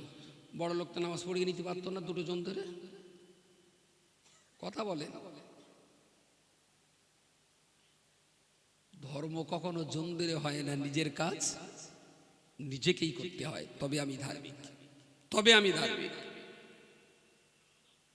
পার্টি কবুল পড়ার সময় কখনো বলিনি কাকা আমার পক্ষে তুই একটু বলিয়ে দে, কারণ ওখানে জানে মাল হাতছাড়া হয়ে যাবে, এই জায়গাটা সব ভাড়া করা মালতে চালাও।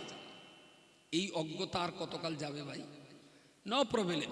ইমাম সাহেব, আমার আব্বা ইন্তেকাল করেছেন, আমরা ভাই বোনে মিলে না ওই প্রায় খতম টতম না প্রায় 70 পারা পর্যন্ত পড়েছি, কেউ 3 পারা, কেউ 5 পারা, কেউ 7 পারা, সবাই মিলে প্রায় 60-70 পারা আমরা পড়েছি। হুজুর তুমি একটু এসো না, আমরা সবাই মিলে আমার আব্বার জন্য একটু দোয়া করি। No problem. মাতিনো বুকে হেঁচড়ে যাবে তার বাড়ি, যারা ওদের বাপের জন্য কাতর, ওদের মায়ের জন্য ওদের দরদ আছে, ওরাও পড়েছে, আমিও 2 পারা পড়ব, চলো সবাই মিলে আল্লাহর কাছে একটু হাত তুলি, নো প্রবলেম। কিন্তু আমি বাড়িওয়ালা, কিচ্ছু জানবো না, কিচ্ছু বুঝবো না, পরের উপরে ভর করে আমার বাপ জান্নাতে যাবে, এর চাইতে বড় মূর্খামি আর কিছু হতে পারে না, কিছু হতে পারে না। ইমাম সাহেব আমার হয়তো রেগে যাবেন কি তা কি জানি, যে যা খতম টতম পড়ে 2-4 পয়সা হজ চলো, সেটাও কি মারে হবে নাকি? ভাই রুজির মালিক আল্লাহ, এটা বিশ্বাস করুন আর ইস্তেকামাত থাকুন, এর চাইতে বহুগুণ টাকা আল্লাহ অন্য দিক থেকে আপনাকে পাইয়ে দেবেন, কোনো টেনশন করার জায়গা নেই। সবাইকে কোরআন পড়াই লাগে, পড়াই লাগে। সে ডেকোরেটর কম নিয়ে গেছে ঘুমোচ্ছে নাকি? এই ডেকোরেটরের 20টা মাইক আর যা সেট লাগিয়েছে, তা খুব বেশি হলেও কম হলেও 7-8 লাখ টাকার মাল আছে।